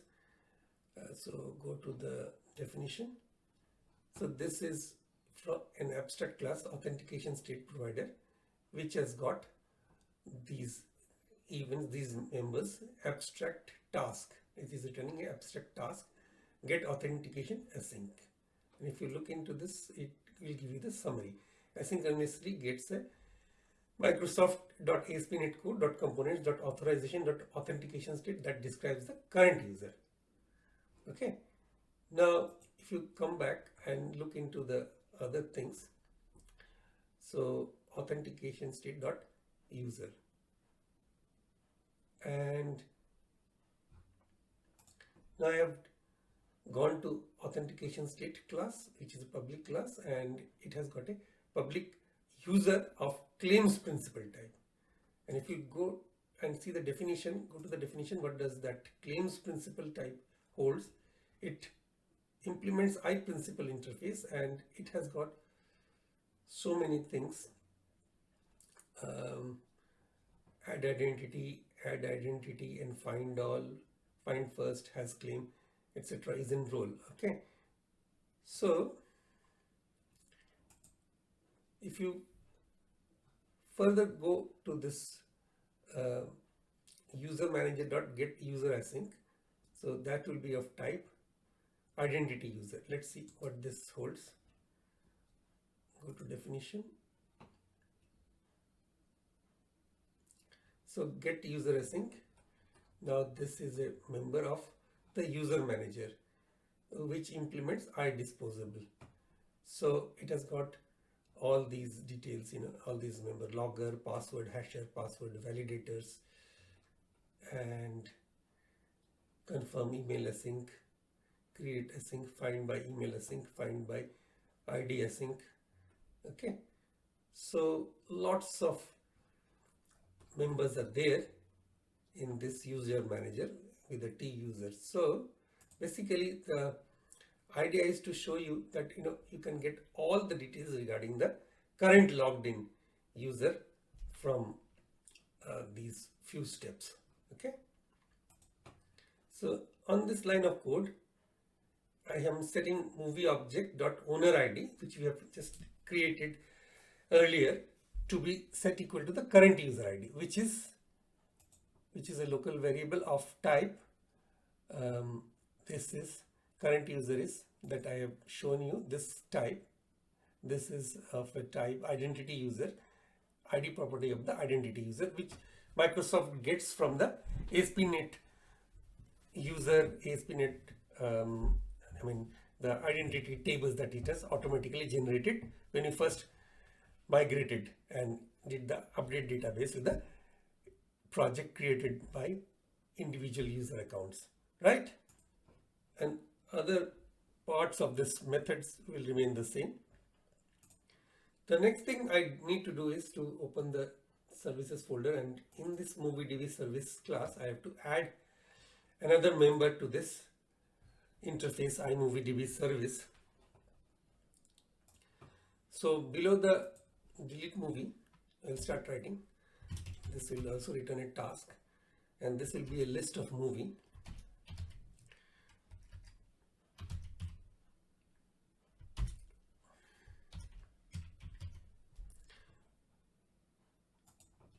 Task list of movie, and this will be known as get movies for user.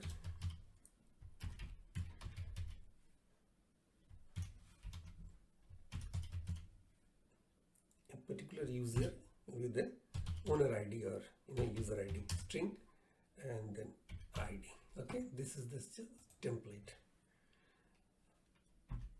and this needs to be implemented. Angular brace, so I've removed that, so now everything is fine. Now I have to implement this, so I will implement this interface by writing code myself. So this will be a public async task, because this was of task of list movie, so I'll just copy this part, the signature,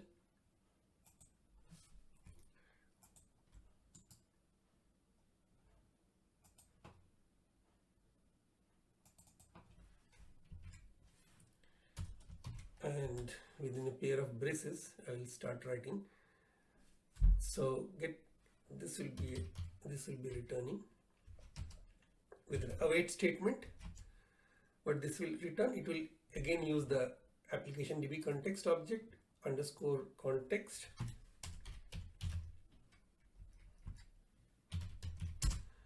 await underscore context dot movies. Okay, dot, now this will be a iQueryable, or this is a query lambda expression. So m, you can write anything, any alphabets. So m dot, you can see m dot owner ID, that is the present context movies table, equals. Now this is the ID passed, equals the passed in argument ID dot to list async. So to list async, pair of braces and semicolon. So that's all. Now this new method is implemented in the MovieDB service class. Now next is I'll have to do some changes in the movies.razor, movies component, which is the parent component. So what are these? I have to write a method to call this newly added get movies for user to utilize here from the parent, and that method will be known as get user details. So I have again it on my clipboard, and I will just paste, and for brevity, and I will just start explaining everything in that method. Okay, so I have now completed the get user details, and I have also added those namespaces using statements that I have added for movie details.razor. So they are system.data. Here it is, entity framework is being called, so I am using system.data.entity, and Microsoft.ASP.NET Core.Identity, and also authentication state provider object, authentication state provider, and a user manager type with identity user with an instance name as user manager. And in this method, what I am doing is I am just declaring the authentication state object as a field. So this will be authentication state. So this will be what this method is doing, get authentication state async. It is asynchronously getting an authentication state that describes the current user, and the user is auth state.user property. Okay, so it gets it describes the current user basically. So if that user is authenticated, then the current user will become the user manager on identity user dot get user async. So it returns the user corresponding to the identity options dot claims identity dot user ID claim type claim in the principal.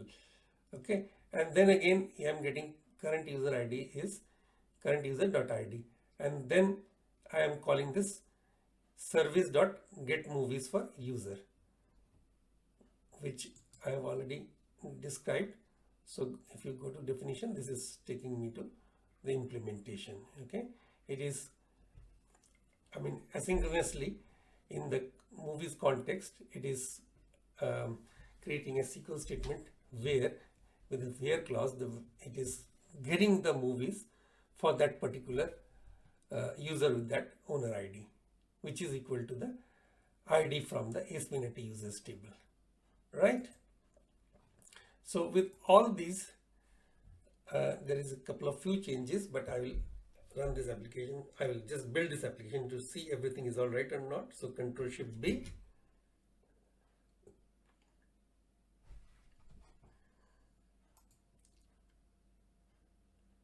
Now you can see that it doesn't find this system.data.entity namespace, for which I have to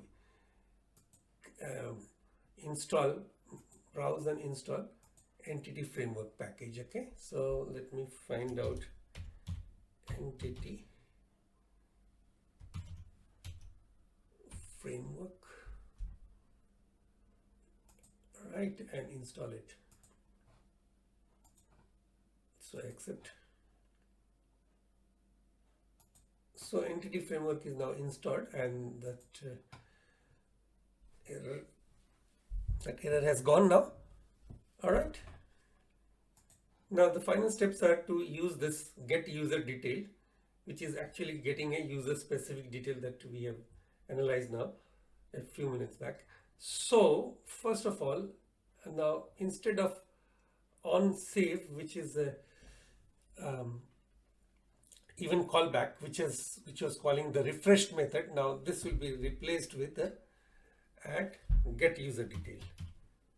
Now this is the get user detail methods. So I will call this method on save. Okay, and then on initialized async, instead of await on service.get movies, which was getting the list, so I will await it on get user details. So await get user details. I'm calling asynchronously get user details to get the user details on when the page life cycle starts, when the first time the components are initialized. Okay, and then finally get user details has to be called in the delete movie. So here you'll remove these two lines because that was awaiting on the get movies to get all the movies, and then the movie object was reinitialized to the new movie object. So this needs to be changed, and I will call the await, then get user details again.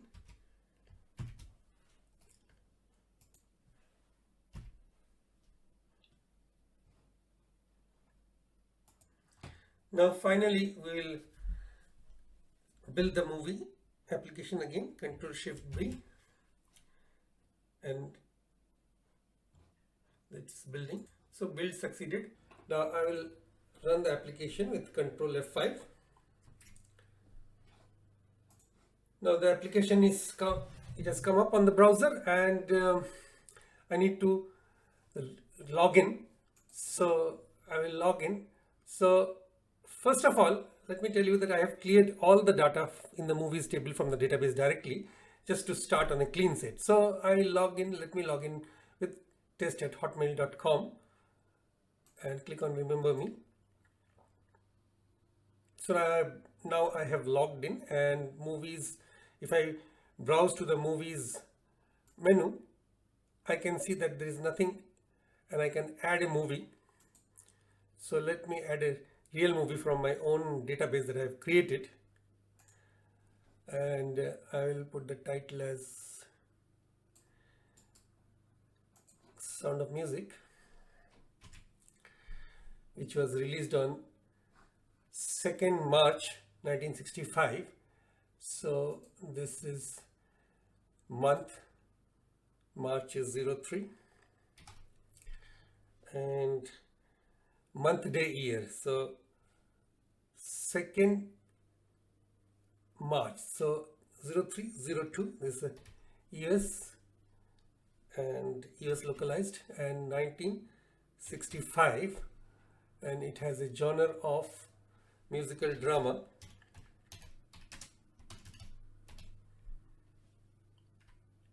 Oops.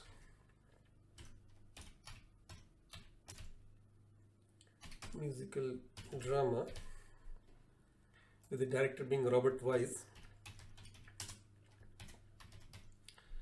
and a running time of 175 minutes. So 175 unit is in minutes. So submit, and I will add another data, another record. So this one will be from the movie Hatari, title Hatari, and a release date of 19th of June 1962. So June is 6.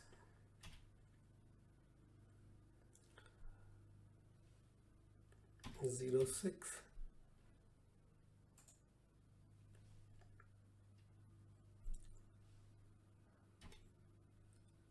Zero 06 19, and year of release is 1962 with a genre of adventure,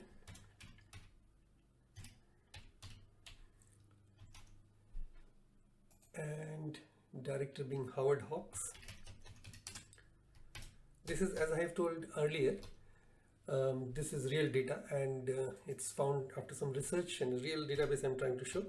So 158 minutes, and then submit. Okay, and I have logged in as test@hotmail.com, and I log out and log in as some other user, say test1. There's quite a few because I have already tested with them, and let's click on login. Password, it automatically should remember. And if you click on movies, you see there's no data which was belonging to the other user, test@hotmail.com. So if I click this add movie button again and create a couple of more records, so the exorcist,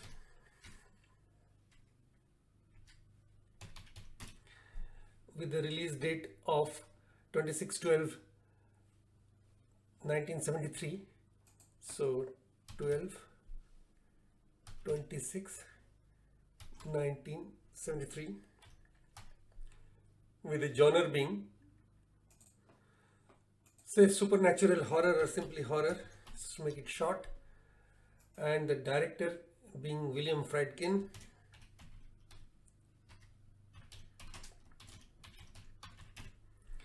with a runtime of 133 minutes. So submit. Right, I will leave it at that, and I will log out and then log in as the earlier logged in user, that was test@hotmail.com. So log out, log in. So again, let me log in as test@hotmail.com, password, it was automatically popped in due to cookies being created, and click on login, and you can see that it has got the Sound of Music and Hatari. It doesn't, the exhaust data which was created by test1@hotmail.com is filtered out. All right, and also if you log out, all you can see is the home, which gives you a nice description of what this website is all about, and then counter, click on and fetch data. So that's about the testing part of it. Now I have flipped over to Visual Studio, so I'll have to first do a NuGet package. I have to get a NuGet package. So right click on the project level and manage NuGet package. And in the browse window, I have to look for Blazor Pro.spinkit. Okay. So it is searching for it. So Blazor Pro.spinkit, let me install. That is the latest stable version, and I accept the license. So you can see that the Blazor Pro.spinkit is installed. Now another way to do the same thing is to issue a command right from the package manager console, but we will get with this only one method. Okay. The next thing that we need to do is I've opened the Imports.razor, so you'll have to make another using statement. You have to include another using statement. So at using, now Blazor Pro, automatically it comes on the IntelliSense Blazor Pro.spinkit. The third and the last step that you have to do is to add a component in the style sheet. Okay.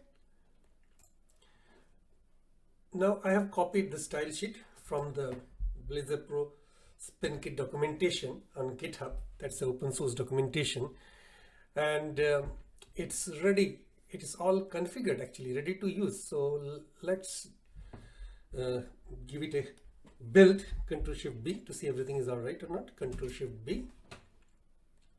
So in this, you can see that the build has succeeded. It's all ready for us to do some coding to really get the the fun part of it, which we. So I opened the movies.razor, where we'll make all the changes to integrate it with code. So below the last line, custom title, I'll have to declare a couple of Boolean fields. So first one is faulted, and assign it the value false. And then another bool is loading, assign that to with false, and then a delay of say 2000, which is milliseconds or 2 seconds. I will call this delay and show the application, the completed application with and then without delay as well, to compare for yourself. So another bool, force exception equals false. That is for the exception part that we have seen in the finished product. All right. So I have to make quite a few changes more. On initialized async, I will, rather than waiting on get user detail, I will make this, I will write a method load data, which is still not there, but we'll get there soon, and it will come up with a squiggly line, so don't worry about that. So I'll now write this load data. This is an async method. Async returns a task and then load data.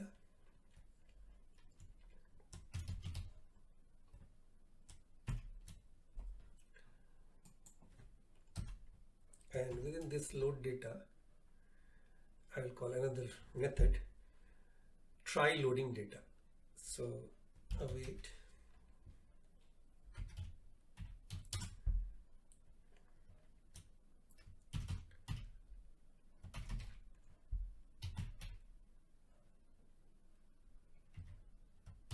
loading data, try loading data, and there are two paths just like in jQuery.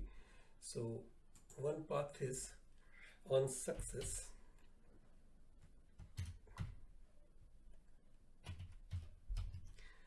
the meaning will be clear soon, please just wait a bit, I will come back to explaining everything. So on success path, and on faulted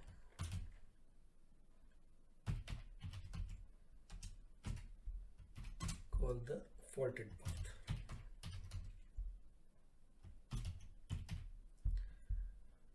Okay, and this semicolon over there. So this method I have to write now.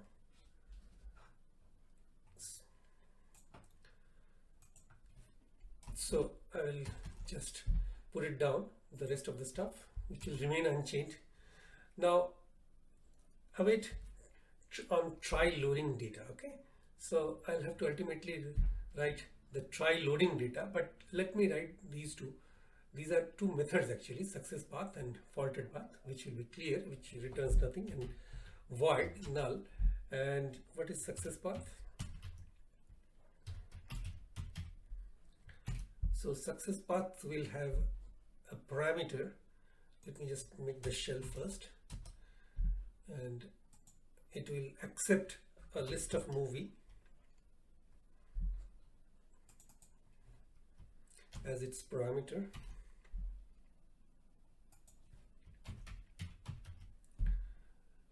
I can call this data or whatever, movies also.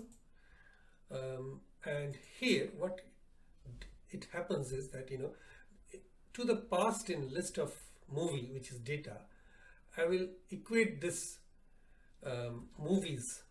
So we have declared private list of movies. This movies I will initialize with this data, okay, which is passed in as a parameter. Right, and then another empty method, a method that returns empty, that is faulted path. That is this method. This is a method actually. I'll soon make it clear. At the moment it is not very clear, but everything will be clear. Please hang on with me, please believe me. So faulted path, what this faulted path is accepting, this is an exception object, exception E, all right, E or EX or whatever. Okay, now use this EX on exception object to write a var to a field, say fake log. Now this will be a log message, but I won't share it with the users. So var fake log equals exception EX dot message. Okay, so I have written on success and on faulted the method that will be called. Okay, and now coming to the main method, that is the try loading data. All right, so try loading data I have to write now. This is the main method that is doing almost everything. Async, this will be a async task type, it returns a task. Try loading data. So I leave it up to you. You could write the try loading data first also. So I am starting in the reverse manner. So because I know what to write here. That's right. So this will be an action type. Action on a list of movie. So you've got quite a few overloads. I will just use this one. Action list of movie, list T. So this is one of the overloads. List of, and T will be generic T, that is movie. I will substitute it for movie. So action list of movie, and call this on success. Okay, that is this part. So this is passed to the try loading data as parameter on success, and then an action type return on an exception object. This type, this is an exception object, that is unfaulted. So let's pass the exception object over here and say this is this part, unfaulted.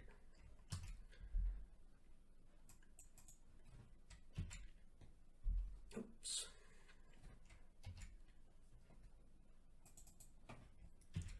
Right, so you can see that these two are basically passed as argument to the try loading data method. Okay, right, and then what is this calling? It does not exist in the current context, so that will be fine. Just ignore it for the time being. It will be all right. Oh, the reason that it was showing that because I have got a typo over here. All right, okay, that's fine. So it will be all right now. Okay, let me build it at the moment once. Another small typo, name success path doesn't exist. Okay, so I have to change the name. So there's another typo. I'm sorry. This is the way you learn actually in the real life. Okay, now all the squiggly line have been taken care of, right? So here I will declare this is loading. I'll reinitialize the is loading boolean, introduce a time delay. So how do we do that? Task dot delay, right? And pass in the delay field, which was declared over here. Delay equals 2000, that is 2000 milliseconds or 2 seconds, right? And then I will make a try catch and finally block for exception handling. So try. Now within this try block, now if the force exception is false, which is what it is right now, if the force exception checkbox is not checked, so if it is false, if force exception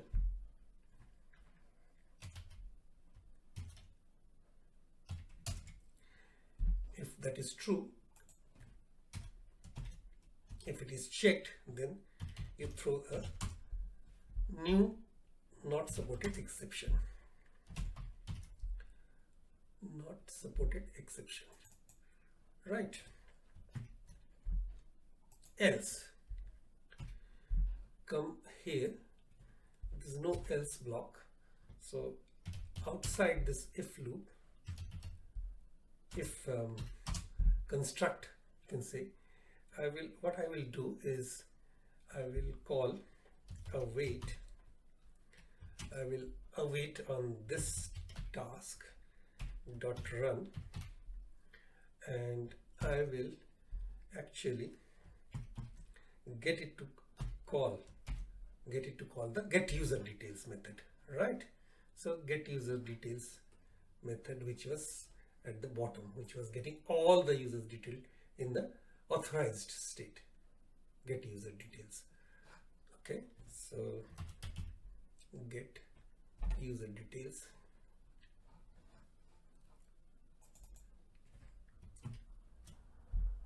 and now now here it is, you have to make another change. Cannot assign void to an implicitly typed variable. That means, here if you look into this get user detail, async task means this is not returning anything. This is just returning an asynchronous task, void task. So all you need to do here is to make this task as a list of movie type instead of void, list of movie. Now again here, remember, if the user was authenticated, you can see that, no, service, in the service class, iMovieDB service interface and its implementation, this one was returning actually a list of movie. So if I return a task list of movie, that will be fine. All right.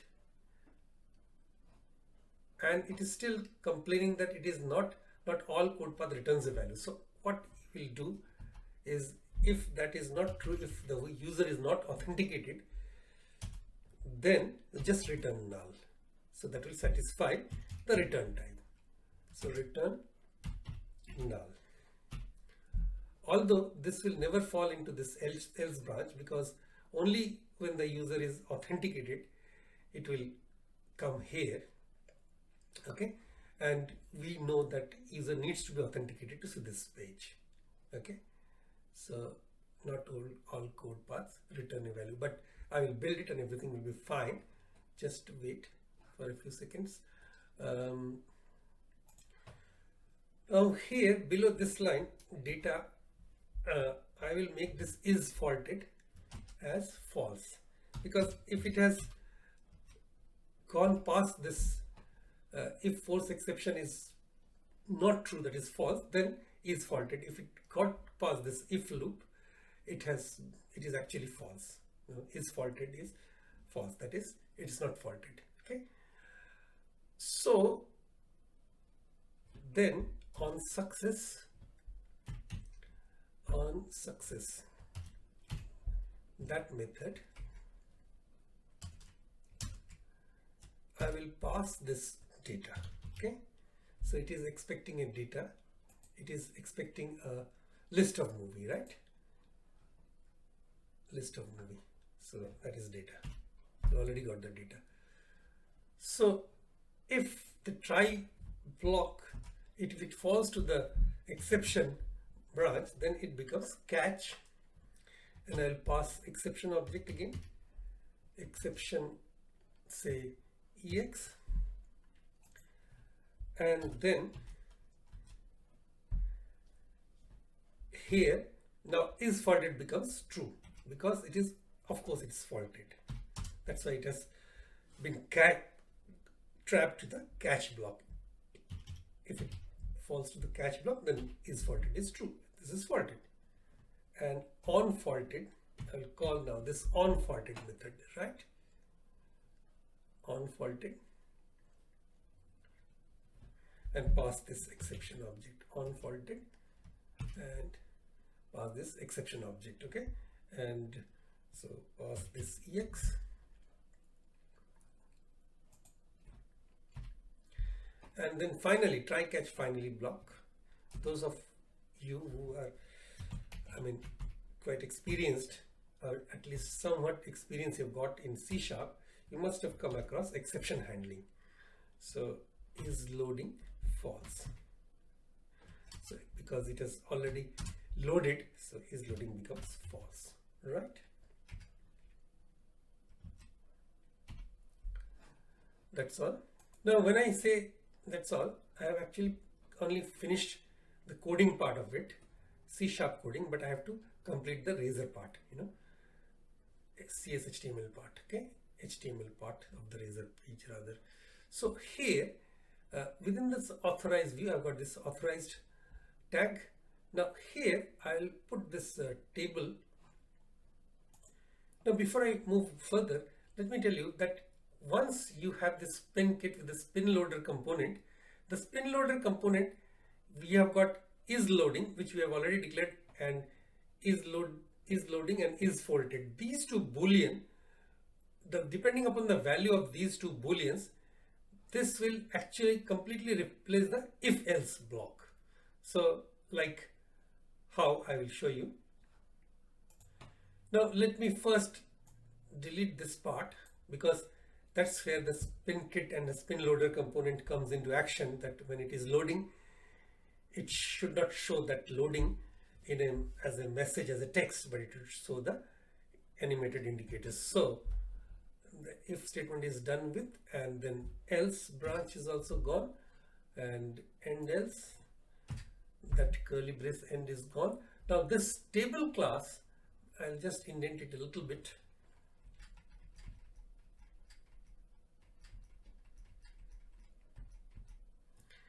All right, and below the everything else is fine, and rather than this for each block over here, before the for each block and within the T body, I'll have to call this Blazor pro.spinkit.spinloader. Okay, so below the T body, let's start writing. So Blazor pro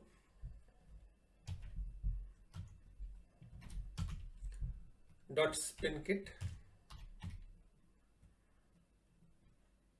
and let's finish spinkit dot spin loader.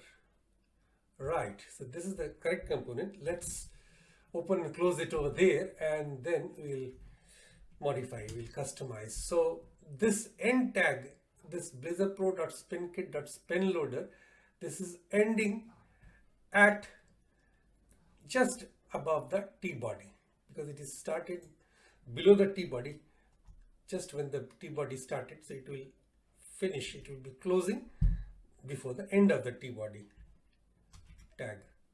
Right, and within this, if you see, it becomes now easy. Is faulted and is loading. These are two booleans that we have already declared in code. So is loading equals, this gets the value for is loading from the boolean is loading, and then is faulted will get its value from is faulted boolean field that we have already initialized. Okay, put in the code. Now before the content comes the loading template. So while the data is asynchronously loading, the loading template is loaded, and this loading template at that time is loading becomes true. Okay, when it is loading. So here there is a T row and a T column. So there is a column, row and column, where you get all that loading that is done with some CSS styling. So I have just copied it on my clipboard just to save time. I will paste it over there.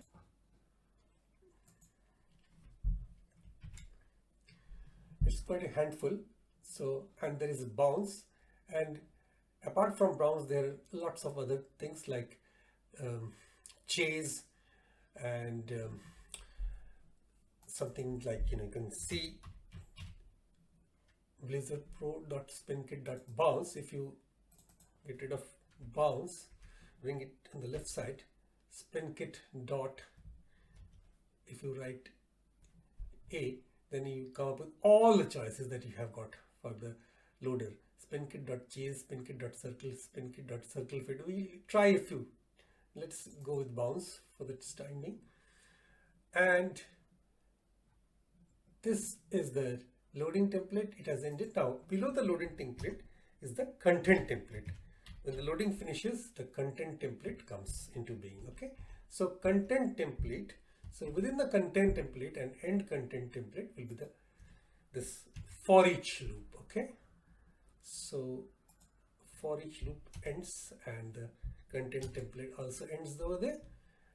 After that, below the content template, if there is a fault, if an exception is raised, exception is thrown, then the markup is, for the faulted content template comes into play. And here also I have actually copied it on my clipboard, so I will just paste it over here. That's my faulted content template and faulted content template. So everything is fine, except there was one thing. I had to return this movies, which I have also done. Before I finish off, there are a couple of still small changes need to be made in the markup, and they are, if you remember, I have shown you the retry button and the force exception checkbox. If you tick that, it will force an exception. So for that, there is a bit of a markup which I will copy it and paste it from my clipboard. So I have now pasted it from the clipboard.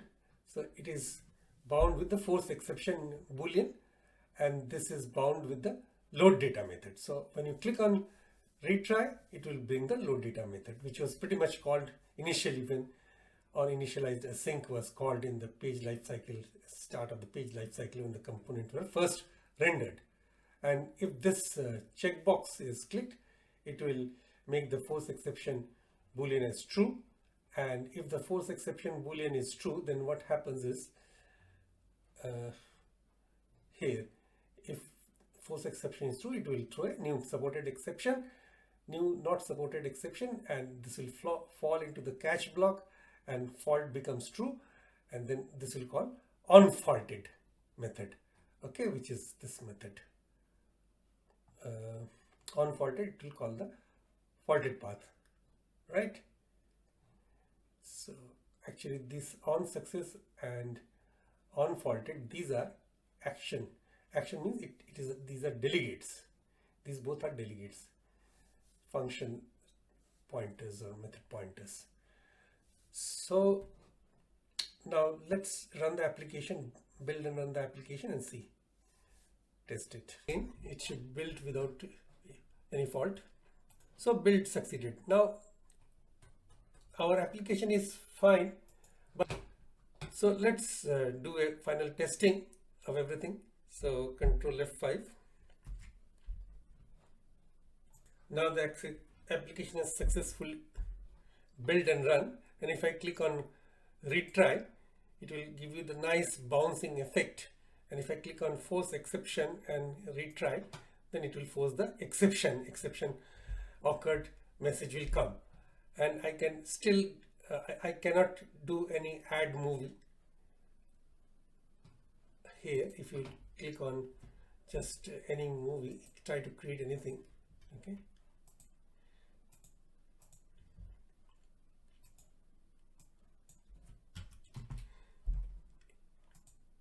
it won't allow you to submit, okay, add the record. That's fair enough. And if you come back from the home page, again come back here, it will finally give you this loading indicator. Now one more thing, because this resource, this documentation, Blazor Pro.spinkit, which I have put on the GitHub as a link, GitHub link as a resource, this gives you a lot of other loading indicators, and some of them you could just try. They are chase, circle, circle feed, flow, and we'll try the other couple of other things. Like if you click on, if you remove bounce, then you will have some others like chase, circle. So let's try with chase. All right, and then Control Shift build, just build the application. Application is, browser is open still in front of me, so all I need to do is to refresh. Build has succeeded. So if I reload this page, so you can see this is the chase. If you click on retry, it will chase, okay, force the exception and then retry, it is still the chase effect. All right, so we'll try a couple of more. So I have got a grid effect, which is very nice and cool. Spinkit.grid. Again, I will build Control Shift B hotkey combination. Let me again reload. So this is the grid component. This is the grid component in front of me. And if you click on force exception and retry, it is still showing the grid before coming to the exception. Let me remove the delay and see what happens. So I am just introducing a delay explicitly just to give it a long running operation, because this is just loading a few data, few records, so that's why it is almost instantaneous unless I simulate with a task.delay. So if I now build it and refresh the browser, now if I now reload, so data is almost instantaneous. If I retry, it's almost instantaneous, but you can see it was not to even show that the delay was introduced. It is to also show you that, you know, in normal case, even if it is an asynchronous loading, it will be almost instantaneous as it seems to the eyes. But if there are thousands of such records spread over many pages or even in a single page, then it will not be instantaneous. In that case, automatic delay will be introduced, and within that case, in that scenario, the loading indicator will serve to give a nice presentation to the eyes. Running in front of me, and it has got a register, login and about.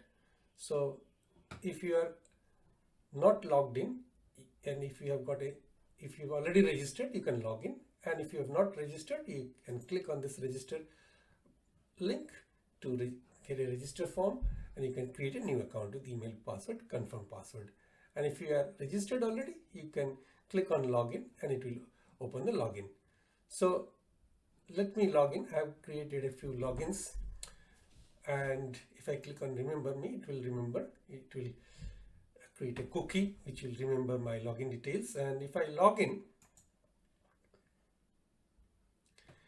see, now I can see the movie records, and this is what is spin loader in action. And if I click on retry, it will reload. And if I check on this force exception checkbox and click on retry, it will throw an exception.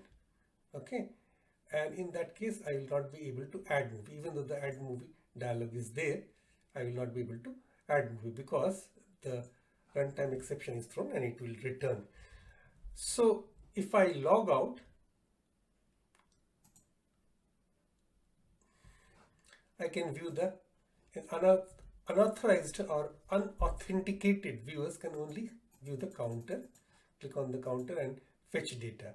However, if you wish to view your exclusive data, which is the data protection in action, I will show you in a moment. So if you log in, and if you log in as a test@hotmail.com, click on remember me, log in. So movies.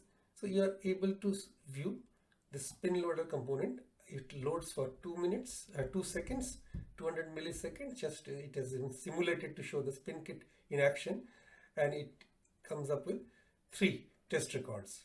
Okay, and if you want to add movie, you can do so. Add, say, whatever movie you'd like to. Say any date.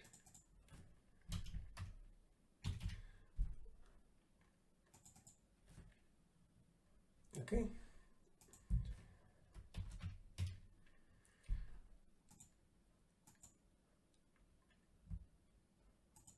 This is a fictitious data at the moment, just to be quick. And submit. We'll add the movie record, and I'm able to edit it. So if we wish to get rid of the musical drama to musical and click on submit, it will edit, okay, update the record. And I wish to delete, I can delete. Okay, it will confirm for deletion, and click on yes, it will remove that. And if I log out and re-log in as some other user, log in, say this time if I log in as test1@hotmail.com, log in and movies. So this time I am just got a different record which is exclusive to my own user profile. So, and I am able to edit, I am able to delete the record. So all that sort of thing. So that's about the full review of the salient points of the web application.